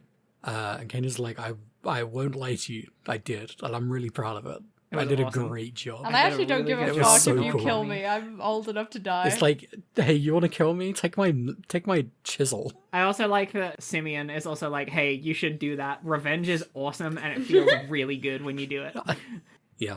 And then everyone in the background is like, no, Sean, you can't kill him. You're just a child. As if they were just gonna, like, let him do it. Like, he had the autonomy to get away with it. In this situation where he's surrounded by adults and legal professionals, that they were just gonna let him stab a guy to death. Now that I'm thinking Oh, about we've that, the seen how only fast way that I Edward would can have, move. like, the outcome I would have liked for this was for the killer to stop him, because he's like, you're not killing with a virtuous heart. That'd be so good. But he doesn't do it because he's learned about breaking cycles. No one else in the game has learned this, so we have to bring it in really fast at the end. Yeah. And that's kind of it. Then we move on to a million years of epilogue. God. Sean decides not to do murder at 13. He's going to wait until he's older. There's some bullshit about the law. Yeah, There's a lot of bullshit about the law that we've got to talk there's a about, I'm lot afraid. of bullshit about the law. We go to the prosecutorial Committee of Excellence chamber, and he invites along Eddie and Fran, who I don't think says anything here, and Kay and Cavell is there, obviously. Yeah, now that I think about it, the fact that she doesn't even say, like, great, I can beat you again or whatever the fuck. Like, come Yeah. on. I'm not even sure if she's in this scene, now that I'm thinking. I don't know, I don't remember. I'm going to be for real. I'm going to say something that, while it's true for every single Ace Attorney video game that we have played or will ever play, this game, more than any others, would have been better if the protagonist was Francisco Moncama. Yeah. Fran is not here. It's Gumshoe. It's Gumshoe that's here. Oh, well. obviously, right? Yeah. Obviously. So yeah. perhaps even worse, she's not even here. He talks to Gamal, and he's like, okay, well, first give me my badge back. I was just kidding about all that shit. I did that for free for I've one day. decided and it that sucked. this is my true path. I am gonna do good as a prosecutor. He talks to Eddie. Has a big This is conversation so with Eddie. stupid. Eddie literally says, well, and I was like, real? All that shit for nothing, huh? Eddie says something like, are you going to help people as an attorney or are you going to fight crime as a prosecutor? And Edward says, I'm going to help people as a prosecutor. So stupid. And this Which is doesn't why they make have any to, sense. like, press on this idea of, like, if the right person had been found, like, guilty in IS-7, then all of that shit would never have happened with Simeon. Mm-hmm. But that doesn't solve Right. any of the other problems, like any of the other things with this case, especially around Excelsius. And their solution to that is basically just like, Edward's like, well, someone has to be a good prosecutor and like solve all the problems. And if you just think about like everything in the Ace Attorney universe, like literally nobody in the criminal justice system is not fucked up. Yeah. What is Edward gonna do about this? he should have just been like, I think it's better to go on the committee to, like, oversee all this shit at the least. Like, they've got a kind of, like, a framework for him to be like, the justice system needs to change, and now that we've got rid of the old corrupt guy, then me, as someone who's obsessed with the truth, can step in and fucking do that. But Or even like saying he wants to become the next chief prosecutor because every other chief prosecutor he's known has been extremely corrupt. yeah. I'm sorry to say this, but he is already the chief prosecutor. He isn't doing shit by becoming the chief prosecutor. Then he talks to Gavel and is like, hey, it seems like we're both fallible, but we can learn from this and be good law professionals. Yeah, well, Gavel says that. Gavel says, I'm going to learn from this. I'm going to become a good judge. And he's like, I kind of think the judges should be really capricious. What are you fucking talking about? It's like, no. This is the ideal judge is human. Even in the courtroom, they laugh, they cry, they rage, they smile. And then when all is said and done, they pass down a judgment based in that very It's humanity. so fucking funny that he makes it out like the fucking judge is like the two old guys from the Muppets. But the thing is this confirms Judge Ant theory. So I'll take what I can get. Yeah, because the real judge has never done any of that shit. Yeah. The real judges laughed and cried and raged and smiled in the courtroom. Nah. And he's never made a mistake never seen because of one. that. Yeah. He never made a This mistake to me because he reads smiled. like this is the words of a professional that has only been in clown court, basically. This is the words of a professional whose dad coined the phrase, what is it? That you have to smile at people? I forget the thing. That's it, basically. No, this is the game completely conflating between Edgeworth, like, having learned emotions, which, like, if that was the plot of the game, I would understand it, but what actually happened is that he learned them in the 5 days between the end of Ace Attorney 3 and the beginning of Ace Attorney Investigations 1, and then he had them.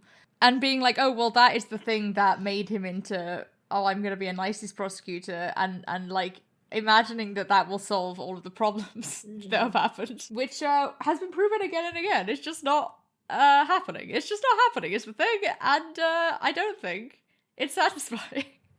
I think, like, they didn't even wrap up, like, I mean, okay, I've been banging on about this the whole game, where it's like, in order to seek justice and truth, you have to be really resolute with your convictions, right? Like, it's come up a lot, and actually Simeon even says it, and I was like, yes, fucking vindication. But, like, I feel like that was, like, a whole thing which kept coming up with, like, Lagarde, and even with, like, Gavel, you know, with, like, she wasn't able, I don't know, it's shit the way they wrote it, but, like, she wasn't able to stick to her convictions because there was, like, an emotional reason why she wasn't able to. Like, that could have been a much better way of kind of, like, exploring some of that, like, personal, you know, personal stuff within the legal system, and they just didn't. Also, tied into that, they kind of make it about the power of friendship. They only make it about the power of friendship. Well, but then they don't Every even Ace do Attorney game it. is They about can't power of even do it friendship. well because Edgeworth doesn't have friends in this Friends. game. No, he has Because colleagues. everyone, like, a bunch of people show up to glaze him, but, like, there's no ongoing relationship with, like, Lang or Franziska that's, like, implied that will help him in the future. They kind of imply that, like, Gavel and him will work together to, like, you know, do good trials together. And, like, maybe help each other out to be like, oh, well, how can I make emotions work in the courtroom or whatever the fuck. But then they have this conversation. They have a that man moment, which I want to Yeah. get into. But the problem is that because it's that man, it doesn't mean anything. Like, it means something if you know. Yeah. If you know that man. And I'm sure plenty of people know. But, like, having it be that man through this whole game actually really undermines, like, what is Edgeworth gonna do here? He seems like the only person in the world who's gonna stand against the, like, 85 evil characters that we know of in the legal system. And, like, yeah, he gets Gavel. But, like, the Gavel character development is so undermined because there's that moment where she suddenly becomes a good guy. Yeah. And you think, oh, well, they're gonna dig into why that is. But then it's immediately, like, completely gutted by, well, no, she's a mother now. And, like, it could even have been a way where they were like, where she was like, oh, I really want to improve the legal system. Like, you know how Edgeworth is like, I want to improve the legal system. I want to help people as a prosecutor by making sure that, like, no one goes through what Simeon went through. And she could be like, yeah, well, I want to make sure that no one goes through what Sean went through. Yeah. But she doesn't even mention that. Like, she doesn't even, there's not even any attempt to tie together, like, her motherhood and how she wants to be a judge. Also, Anyway, where I is can get Eustace? into that bad moment because I thought it was in case 4 and I have been waiting to do it for a while. Eustace should also be here, by the way. The fact that Eustace doesn't show up again is fucking insane. It's horrific. He probably had the arc that was most resonant with the themes of this game above any other character by a significant margin. Mm-hmm. And yet that's dropped, with 3 hours to spare and is never picked up again. Even though his dad is like a red herring throughout the entire rest of this case. Mm-hmm. Do you want to do your that man, Jay? Yeah. So in the fan translation, when Edge, I think Gavel says again, that we definitely had this conversation earlier, but Gavel says, what made you, realize that prosecutors shouldn't be evil? Or some shit like that. I think Eddie is involved here as well, right? Because he's talking about his father. Yeah, he talks about his father, but he says, the sight of that man still shines brilliantly in my eyes. This is a quote from the fan translation. The sight of that man still shines brilliantly in my eyes, just as the image of my father fighting in court does. However, this is nothing more than that man and my father's way of life. It's not mine. So he's obviously talking about, the influence that Phoenix had on him, as well as his father. And it's important. Well, it's interesting, right? Because this game is interrogating that in relationship with his father, and it is kind of closing the loop on the idea of whether Edgeworth should be a defense attorney because of his father. And he talks so I'm getting off track, but he talks so much about how he's like, oh, I'm happy to follow my own path instead of my father's path. And I'm like, okay, but it's not actually your own path, is it? It's the path that was groomed into you by Manfred von Karma. And I know he's talking about how he's broken off from it like Eustace did and blah, blah, blah, but also, come on. Mm-hmm. When the official localization came out, Edgeworth said in the first release, that man's image will be forever burned into my memory. My father in the courtroom fighting for those who cannot fight for himself. So it implies that that man in that conversation is about his father. And people were like, oh, was the fan translation a mistranslation? And what does that mean for the implications of that scene? And then in a patch, they updated this scene. And the version that is currently in the game says, that man's image has been forever burned into my memory, as strongly as the vision of my father fighting in the courtroom. So it becomes, once again, a that man moment about Phoenix. Which is really interesting, because, they cared enough about the implication to bring it back. A little gay. A little gay. A little gay. We get a shot of Edgeworth in the courtroom, and then it pans across to the other side of the courtroom, but then it gets blindingly white. Do you think that's how We don't actually Edgeworth see perceives him? Yeah. He doesn't know about the hair. He doesn't want to look directly at them, because if he did, he would start blushing. He'd start blushing. You can't make eye contact with your crush. It'll kill you. There's a bit that I want to draw attention here, which is Eddie is you are choosing a different path to your father, but you are really just like him because he did the right thing. And I feel like this is 'Cause he was leaning good. again on you have a genetic predisposition. What is the word? Predisposition, you're right. To be exactly like your father. Mm-hmm. Yeah. Which does not bode well for Eustace in this universe, I gotta say. Oh, make him worse. No, I don't want him to be worse. He was worse, and now he's better, and I like that he's better. The rare occasion where There are already plenty of men that are bad in these games. You know what, Ro? Valid point. But I think especially after the Simeon conversation, it gave me the ick. I didn't like it. Yeah, I don't really like the way... I think, okay, I want to go over the themes that this game feels like it's handling and assess whether it has done any of them successfully. Because, I was thinking, while Devon was talking about Gavel, when Gavel first arrived, I really thought her character arc was going to be that she was an interrogation of, the most pious, zealous person who loves the legal system and believes it functions flawlessly, very similar to what Edgeworth used to be, in the original, in the first Ace Attorney. Yeah. And would, bend rules to fit upholding that perception of justice, and then eventually that facade crumbles and she realizes things are flawed and yada yada yada. I thought that would be her arc, and then they kind of ruined that and threw it out the window when it was she was being blackmailed and she was a mom. So I feel like that theme sort of fell on its head. I feel like everything to do with fatherhood it's so heavy-handed that that's the main theme that this game is handling, but it kind of just ends on a wet fart with all of the stuff Kara said about it being a genetic disposition that you are going to end up like your dad. What else has this game been trying to tackle? I don't know, the Zheng Fa stuff still?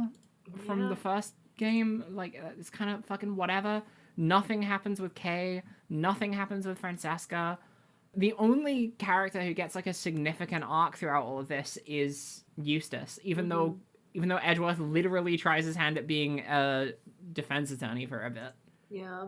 It was like you could tell the whole time that was never going to go anywhere. Not only that, but at the end, he goes back to being a prosecutor, and like, okay, we always knew that was going to happen, but he hasn't actually decided now, oh, well, I'm going to use being a prosecutor for good, because he's been doing that since the beginning of Investigations 1. So, like, he hasn't actually changed. Yeah. It's the same. It's the same. It's the same. Oh, it's the same. His justification for being a prosecutor is literally the same as it was before the game started. The best two things that this game did. One, Eustace Winner. Character arc. Agreed. Fantastic. Two, Absolutely. Shelley the Killer becoming the Agreed. coolest fucking guy Absolutely. of all time. But he was the coolest guy of all time from moment one. Now we get more CGs of him. No, Hera, like, we all liked Shelley DeKiller in the original trilogy, but I think there is absolutely no denying that the difference... No, I mean moment one of this game. Oh, yeah, okay, fair enough. Oh, yeah. Yeah. Yeah, he's cool as fuck. He's cool as fuck. There's no arc. No, He starts no. cool, he ends Yeah, cool. there's no arc. He didn't have anything. Nothing happened. What He got wandered was a around as blow an up. ice cream salesman and then Yeah, tried to it stab a was awesome. guy. What? I mean, there is a genuine theme with him, which is about, like, the doing your work virtuously, right? And, Yeah. like, I don't know if that's actually, like, a theme with him, or if that's just, like, the one line of dialogue he said that we are all adhering to, like, it's the core of his character. no, it's said it an multiple expression times. of the theme in the game, because Edgeworth is like, well, you can be a prosecutor virtuously, and you can be a judge virtuously, and like, you like the job itself is irrelevant. It's how you do it is the thing, which is a very funny thing to come out of the mouth of an assassin. It doesn't work at all, though, because, like, there are so many things where it's like, yeah, you can do your job virtuously, but fundamentally the systems that you're working within are still just as fucked up as they've ever been, and nothing Yeah. you've, like, raised over the course of this game implies that anything is going to be done to improve the way That's that what I'm these saying. systems are. That's literally what I'm saying. It's so dumb. They're still going to be putting zoo animals in cages by the time this case is over. Awful. Zoo people in cages. Yeah. Yeah, Look, I think writing endings is hard.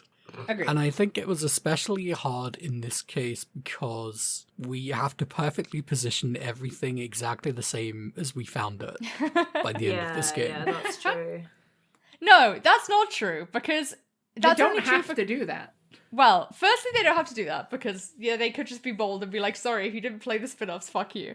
But also, they only had to do that for characters who are definitely going to make an appearance again. Yeah, And sorry. no that's spoilers, true. but not everyone from this game is coming back. So if you're trapped in that, situation, you can then use the characters that you have freedom with. I guess they didn't know which characters they had freedom with, but like you can make some assumptions. Well, I guess this is where I'm going. Is like you could have written a satisfying arc for Gavel, for example. She's not absolutely coming could have. back. She deserved it. You could have written a satisfying arc for Lang. I think that's why I would push back on what you said about writing endings being hard, which is It's easy. it's not, but the problem is not the ending. The problem is everything else. None of this was conducive to Oh. a good ending.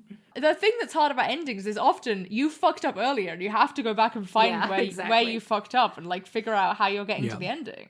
Also, like the way we're playing through these games, and like we're doing our funny ratings at the end of every case, and I'm like, 4 out of 5 of the cases in this game I've been fine with.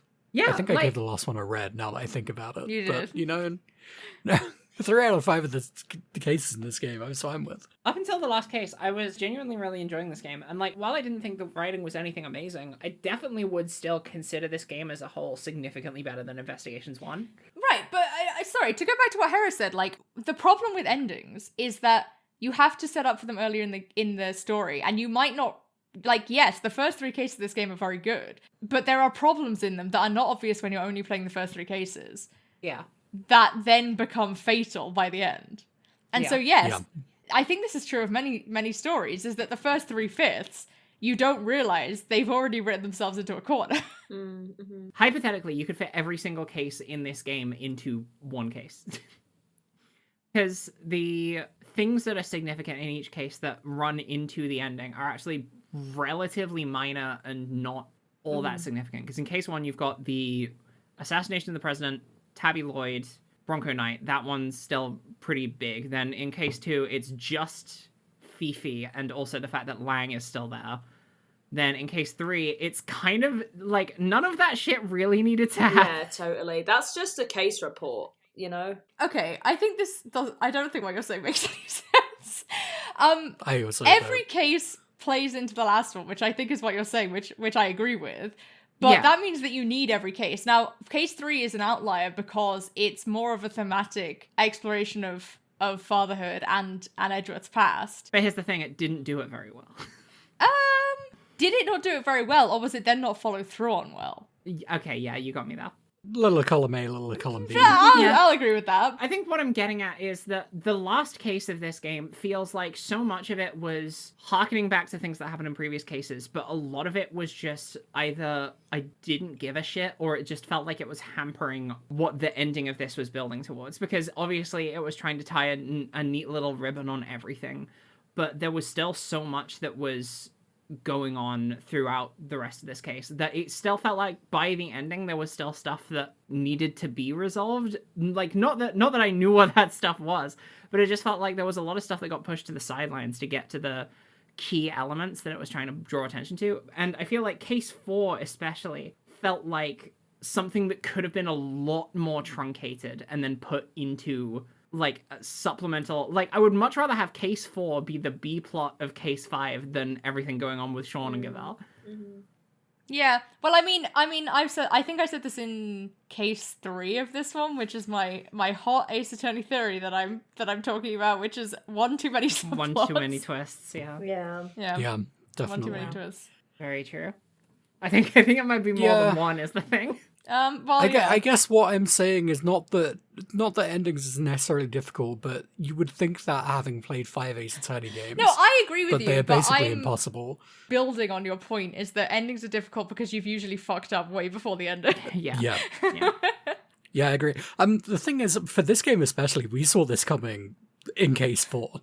Yeah. I think that at the end of the day, these games are not really conducive to making an ending that is that satisfying most of the time because they have to create enough content to ship a full video game.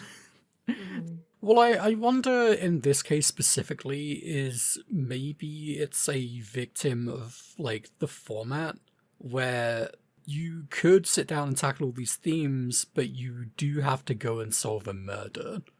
Whereas it would be nice to just throw that just all out the window. Just break the formula. Break the formula, make it not an investigation, make it just an interrogation of Edgeworth's entire personality and attitude. Just make it Edgeworth therapy. The format that it presses up against for me is there's always got to be the drama of someone is corrupt. And then Edgeworth can't be like, well, I'm going to solve corruption, smile, because you know there's always going to be drama if someone is corrupt. What if there's never a corrupt character again? What we're asking for really is just an Ace Attorney game where nothing happens. No, we're asking for like an Ace Attorney visual novel that is just like a regular visual novel without any of the supplementary like investigative. I think aspects you of it. can very much pull it off in the format. I think that you it currently absolutely is. can, but I don't think they would ever do that. Yeah, but I don't think that's a problem with format. I think that's a problem of kind of genre and also their unwillingness to actually like change anything about the games. Yeah. Or like anything Yeah. about the story and the setting, you know? Here's the thing. Hera, do you think there is going to be a single case in the Apollo Justice trilogy that doesn't involve a murder? No. I'm nodding. Is it epilogue time? Not epilogue time. Is it credits time? Do we have anything? I really don't have anything to say about the credits. I hated the credits because it just got worse. Yeah, I guess that's it. I didn't like It's them. just like, don't worry about all these people who have done crimes. They're just having fun. And They're having don't fun. worry about that guy who was falsely imprisoned, because he's still in prison. And that person who doctored an autopsy report, don't worry about it. We like her, so she's not going to get punished too much. And I was just like, what the fuck are we doing? Like, it's Well, just let's check in on Frank undermined Sawyer. everything. I want to go back a bit on like how they could improve the game, or like how they press up against the format, which is like, just stop raising the question of like stop pretending you're going to interrogate the system that you've created. Yeah. And Yeah, just that's like actually a very, very do good a point, silly, Jay. goofy game, Yeah, right? Like, yeah, totally. we might sit here and be like, it's kind of weird that it is like, you know, like we might call it like propaganda or something like that. We might like get into it, but at least it wouldn't be like internally self-contradictory all the time. Yeah. Totally. It could even be the inverse of that, where they don't interrogate it and it's still a serious game. Would 14-year-olds have found it as peak? Yeah, I think you can find it perfectly peak by having like one, emotional drama, and two, like all of the stakes are, oh well, Miles Edgeworth needs to like find the murder of this person, not Miles Edgeworth needs to fix the corrupt system, because Yeah. you're never gonna do that. Yeah, So why not? You know, like, because you got to make a statement. but they don't. That's the thing. Like, you don't have to do that, and you shouldn't do it if you're not gonna do it. Do you know what I mean? You've got to give the false impression that you're But what, gonna make I, a statement. that's the thing. that you're I making a genuinely statement. don't know why they do that, because they can't pull it off. So then why not make Yeah. just a silly, goofy, dramatic game that doesn't imply you're going to interrogate those themes? Nothing about the way this game interrogates themes creates Fujoshis. They could have spent the entire time talking to Gavel about the nature of the law, talking to Kay, and actually giving her a satisfying epilogue. The epilogue for Kay, Yeah, which comes that sounds after the fine, credits, so we should remember to talk about the credits if we want to. But it's actually quite... I like it. Yeah. And I was like, wow, imagine if this was... For a start, it could have been before the credits, so it was actually in the game. But also, Yeah. imagine if there was like 3 or 4 scenes like this, like one in each case, where they like actually had her like thinking about, oh, what is my father's legacy in relation would to all like the that. other things that I'm hearing That'd be about. really nice. I think we talked about this last episode. Yeah. But no, right after the credits, she's like, I've been thinking about it and I'm going to take a different path for my father, which is very interesting in the context of what Edgeworth just did and, you know, Eustace and all that kind of stuff. But it's not in the game. Yeah. I mean, like, Yeah. I don't begrudge a post-credit scene in general, but when the rest of the game is like so dropping the ball on like any character's characterization, especially women, especially Kay to a degree, then like I'm not gonna give you credit for putting it after the credits. Yeah. Yeah. I mean, kind of all she does is she's on sabbatical. So she kind of doesn't do much. Yeah. But, like, she also says she didn't really do anything to find other members of the Yatagarasu. She's kind of lost interest in being a great thief, but there's nothing really indicating she ever really goes on any kind of journey to reach that point, other than just, like, seeing what Edgeworth did and being like, you know what, I'll probably do that too. Yeah, actually, now that you put it that way, like a lot of characters go on a long journey to end up in the same place. Most obviously Edgeworth, and Kate Yeah, doesn't they go on really any do. journey to change. And she's like, and it's like, well, I wish that you'd shown that. I wish it would have been interesting. Well, my sabbatical's almost Yeah. over and I haven't done anything, so I've got to make it look like I did something significant. There's a lot of Kay moments, especially in this case, where she's really just here to say something Yeah, stupid, totally. and it got very grating for me. I think it's been grating Yeah. like most of the game, but we got a little break from it because she was a different character last case. She fell down the weird girl hole and is now just like the goofy sidekick with Yeah. nothing interesting going on.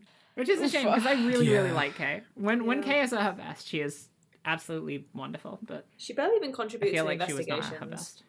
Yeah. She contributes to the investigations by remembering some stuff when she forgets her memory. I'm glad that we got that little thief at the end of the game. Yeah, me too. Yeah, I'm glad we did get a little thief. A good little thief. And like I said, I enjoyed that investigation segment. I don't think it was relevant at all to the case, to be honest. Yeah, it was a good like actual I liked that one. It felt good to play it. It was good when I played it and it felt good to play it. That's the thing. It's like at the end of the day, I still had a good time playing Yeah. through the case. I liked solving murders. I didn't Yes. like standing around at the end and saying, this is how we're going to change the law game. I think this is the thing, is the reason that we go on such a exhaustive conversation about how this game is bad at tackling these themes and how often it doesn't need to be delving into these topics of restructuring how law works because we know they're never going to do shit with it, is because it's like it almost like it interrupts the flow of enjoyable murder investigation gameplay, especially for me and Hera. where it's like, okay, we figured out who the bad guy is. Now we've got to do the really annoying part where we examine how this bad guy being bad corresponds to the themes that we've been examining throughout the whole game, and how all of it ultimately amounts to absolutely nothing or something really stupid. That's the most scathing review of anything I've ever heard. And I can't argue with a single word. Yeah. It is not in totality my opinion of Ace Attorney, but it is how so many of these cases are structured. Yeah. I feel like the difference between Investigations and the original trilogy is that because Phoenix Wright is really incompetent, Yeah. it didn't happen as much in the original trilogy. Or at least not to, like, the same degree. Also because, like, the only thing they can ever do with Edgeworth is that exact same kind of interrogation over and over again of, like, prosecutors are evil by default. Where do you think Apollo is going to land on the spectrum of... I think he's gonna be the biggest idiot we've ever had behind the stands. I'm certain of it. I think he's gonna be so fucking stupid, Hera. I can't wait. Is he younger than Phoenix Wright? I don't actually know the answer, but if I did, I wouldn't tell you. I want to say yes. I would assume so. You don't think it's the ancient god Apollo? We zoom in, he's 90 years old. No, I'm gonna be a new lion. Late career change. I love that so much. It's a shame it's not true, but we'll hold on to that as if it is for a while. Every day, better Ace Attorney. Every day. Every single episode. Does anyone want to hear anything from the credits? Yeah, I want to hit something from the credits. I want to say that it's frustrating when they are not really saying anything, they're just hitting the one character trope of each character. Yeah. And then moving on. Like, you didn't even need to have all these. I didn't need to see Delicia Scone or Frank Sorhit. Yeah. Frank Sora and whatever the boxer guy was called were the worst, because it was like, we just got done implying... Fucked up that you remember that. We just got done implying that prison is good and is the answer to all of our problems. And now I'm seeing the guy that got dragged away to solitary confinement. And yeah, and you see that scene. It also heavily implies that had Frank Sora not helped out with the whole murder situation, he was close to being paroled. He killed somebody. And we know that they used to say it was always the death penalty for killing people. Maybe the law is getting better, but it's nothing to do with us. Maybe. Now, I don't know what to think. Maybe Von Karma's still alive. They should have done a little cameo with him at the end. They should have done the shot of the judge in Phoenix's Nightmare, but it's Von Karma instead. God, remember that? That was fun. That was really That fun. was fun. Yeah. The other thing I want to hit is that Franziska at the end talks about Eustace, talks about Edgeworth, mentions Gregory, obliquely talks about Manfred because she talks about how she's, taking her own path from her father. I'm developing a theory that this game hates women. Yeah. Oh, my theory. It's rough. I'm glad we're getting some more support in developing this theory. We've been taking it back to the lab so many times and we're just not coming up with conclusive results. I need as many people researching this as possible. I don't want to, I don't want to sound like a hipster here, but I've been developing this theory for approximately 15 years. Maybe we should collaborate then. Yeah. My lab versus your lab. Wait. Not versus. It's not a collaboration. Feet. That's how it is in the quorum, according to Edgeworth. Devon or Ro, do you have credits things that you want to hit? No, I'm just screaming about it the whole time. I think it's fucked up that they put Will Powers' face on the cover of news articles about a presidential assassination. Yeah. Yeah, also journalism is fucked up. We've mentioned that once or twice, but we never really dig into that either. To be fair, it's not a game about journalism. No, but it could be. That would be cool, huh? That would be cool. Well, I don't trust them with that shit for sure. Oh, Yeah. Regina, by the way, here's one thing I do want to mention. Regina, not even fucking phased by any of this. Literally could care less. Good for Oh, her. well, Queen. never mind. Yeah, the best. Unbothered queen. We love her for that. Yeah. She knew how to stay in her lane. If there's one thing you can say about Regina, it's that after that one time she really fucked up, she knew how to stay in her lane. She never let her animals beat up anybody else ever again. Oh, wait. Is that the end of Ace Attorney Investigations 2? And It's so also Ace over. Attorney Investigations as a whole. Yeah. This is gonna be the last time we'll ever see Miles Edgeworth. Heck, I just screamed. She's so sad. She's a big Edgeworth fan, aren't you, Heck? I'm almost certain that Edgeworth is going to come back in some form. I just don't know what. He'll probably be in Gaseous the cloud. next musical that we watch. Yeah. We got to do some ratings, haven't we? Yeah. I'll go first. I'm going to do it, and I'm not going to change my mind when I hear everyone else speak. God, this case. I'm gonna say, it was. I have to remember the first half of the case. I'm gonna say it was Smoking Style because I did have a lot of fun. There's lots of fun things in here, and Eustace's arc in particular is both a nostalgic value for me, which, as we all know, is extremely powerful and strong when it comes to me judging things, and B, just a good thing they did. But oh my god, the second half of this case was just doing my head in, and that's what bumps it down for me. Like, just what are we doing, gang? The best time to play this case, which I can't believe I haven't, like, I've been struggling. Like, my rating system kind of fell apart with this game.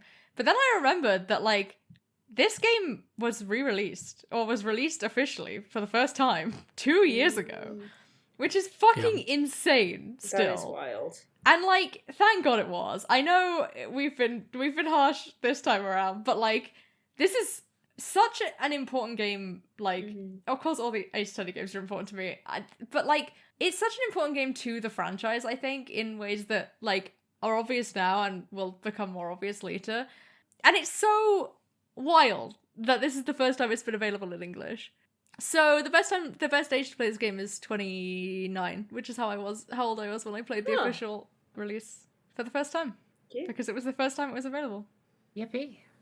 Woohoo. I reckon that I think I definitely had a lot more that I enjoyed about this case than didn't. I think, honestly, even though we've been talking about other stuff this whole time, the thing that really dragged for me is the fact that we spent, like, literally hours and hours and hours just on the fucking movie plot out back.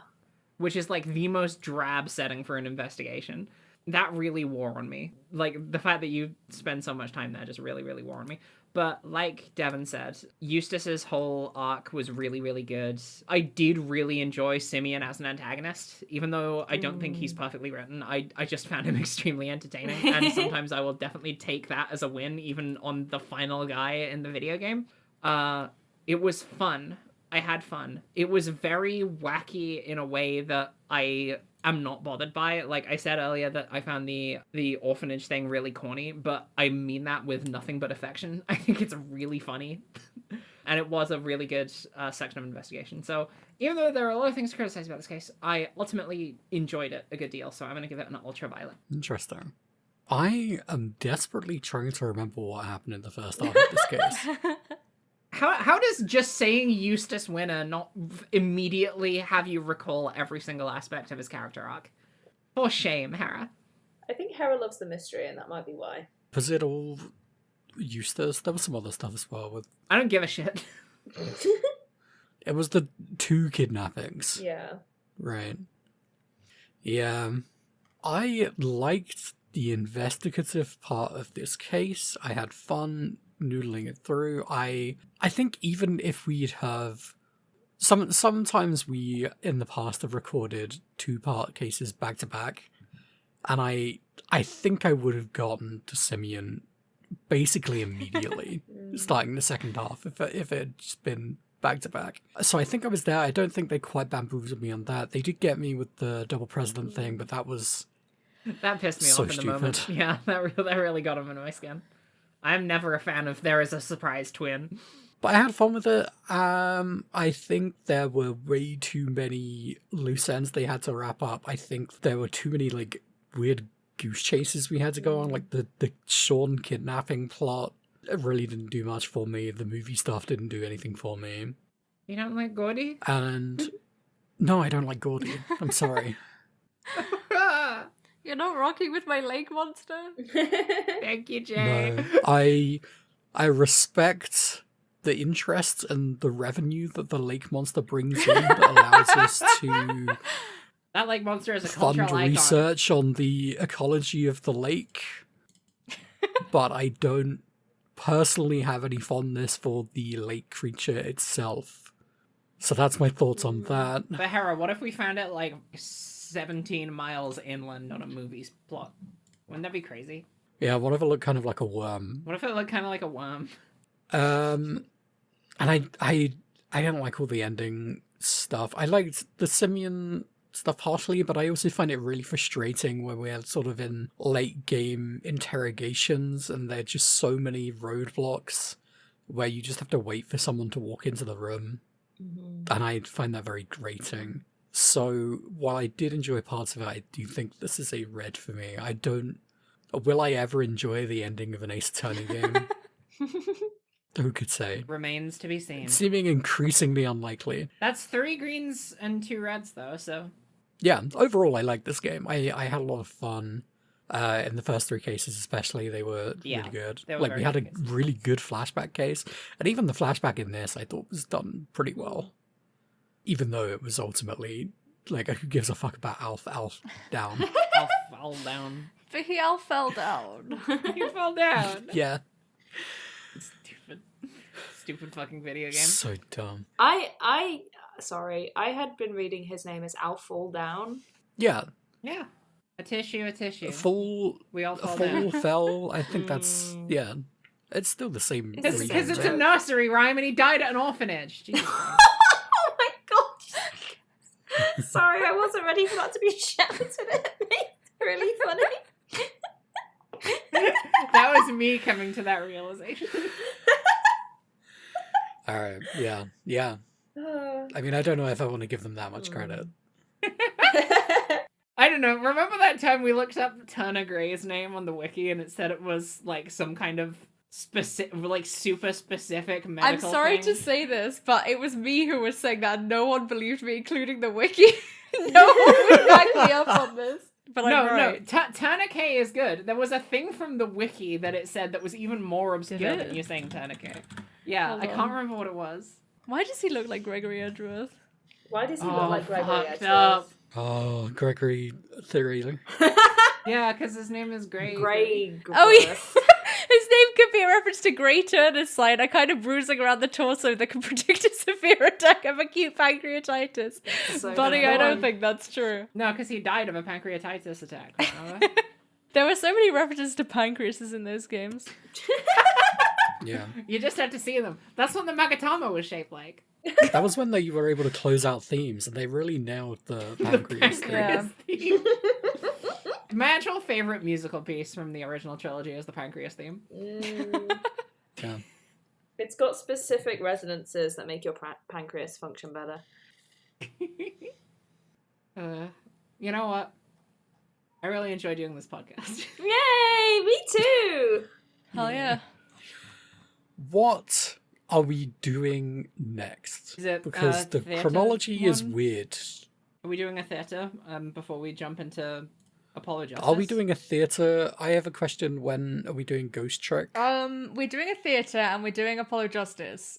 After that, I have to make some decisions, but it's definitely Apollo Justice Okay. next. Oh my god. Okay. I'm extremely excited. Yeah, that's I have that's absolutely one of the reasons why. Yeah. No. Shucks. no expectations for what Apollo Justice is going to bring to the table, aside from the fact that Apollo Justice is going to be dumber than a bag of rocks. So here's the thing. I'm so excited for Apollo Justice because I must have replayed that game 100 billion times waiting for Trials and Tribulations to come out. And so I have such a strong memory of playing it. And I remember most of the cases, like I remember a lot more than I do with Investigations too. But it's also been so long that I have no idea if I think it's good or not. And I'm They'll excited. probably have like merged a lot of that information together as well, like what Jay did when they thought that the last case was the one that had a that man moment. And It's also, true. I Well, think I've read a it's lot because more Apollo Justice era fan fiction than I have of any other era, so... Yeah, you'll forget what's real and what's not. No, genuinely. It's because I had seen the screenshots from. By the way, sorry, I should mention I was quoting that from a Tumblr post by Tumblr user OT3, who I have referenced on this podcast like 18 times. They make a lot of good posts. So I had seen those screenshots, and I knew it was in the prosecutorial chamber, the chamber for the prosecutorial whatever. You know what I mean. That room. Yeah. Chamber of The committee room. Prosecutorial Awesomeness. Yeah. And so that's why I assumed it was last game, because I was like, why would we go back there? But we do. Have to go get our badge. Our toys. Our toys. Well, we're done playing with our toys. We're done playing with this specific toy. I'm so ready to pick up a new toy. I'm so ready to go play with a new toy. You ready to play with the musical toy? Yay! I love a musical toy. Yay! They always teach me about the sounds Yeah. that animals make, usually. Oh. Oh, I think this one. I mean, the last one taught us a lot about the sounds that politicians made for some reason. And Edgeworth and Phoenix are going to be the presidents. Yeah. We don't have the president anymore. We've got the presidents. Wouldn't it be so fucking wild if the second musical opened up with Phoenix and Edgeworth already being the president? More coherent politics than any other Ace Attorney media. Mhm. I wonder if the president is going to be in it. Possible. I hope they get someone who looks exactly like a real president to be in it. Do we have any predictions on the... Okay, wait, here's the prediction I want to throw out. Do we think that the second Ace Attorney musical is going to be an original story or based on an existing case? We know the answer to that question. I just don't remember what it is. But we definitely Yeah. talked about it last time. Fuck. I want to say the answer to that was that it was going to be an original. There's one that's Okay. original and there's a sequel, and I think it's in that order, but I can't remember. Oh, fuck. So one of them is original and one of them isn't, and it's going to be a flip of the coin dice to find out which one is the next one. Yeah. Either way, I hope it's good and I hope we have fun. And I hope it's in something higher than 240p. Oh god, No, yeah, but that that was was part of rough. the fun, to be I have honest. bad news. No! Oh well. Oh well, we will have fun. Alright, are we all ready to get into this really big fucked up vehicle? Yeah. I don't Get wanna behind the get wheel. in the vehicle anymore. Get behind the wheel, Harry. You know it's got to be done. Can we get like a car? Get in the why bus. don't you want to get in the vehicle? I can't drive. You always make me drive, and I don't know why. Because I can't. Harry, do you want me Wait, to drive? we've been I saying mean, I also drive can't, but safe I'm not going this to be a whole coward time, about and you it. can't drive? Awful. I mean, I could probably figure it out. I guess wing I it. have been, and I've been No, doing very it safe. safely. No. Not a good idea. It's okay. I bought my friend who's a driving instructor. Hi. They'll be sat Do they next have to any you. advice for me? Yeah, drive safe. Oh, I just have to drive safe. And that goes to every one of you. Oh. I drive safe to everyone. Drive safe, everyone. Drive safe, everyone. Drive safe, everyone. Ah! I love the podcast.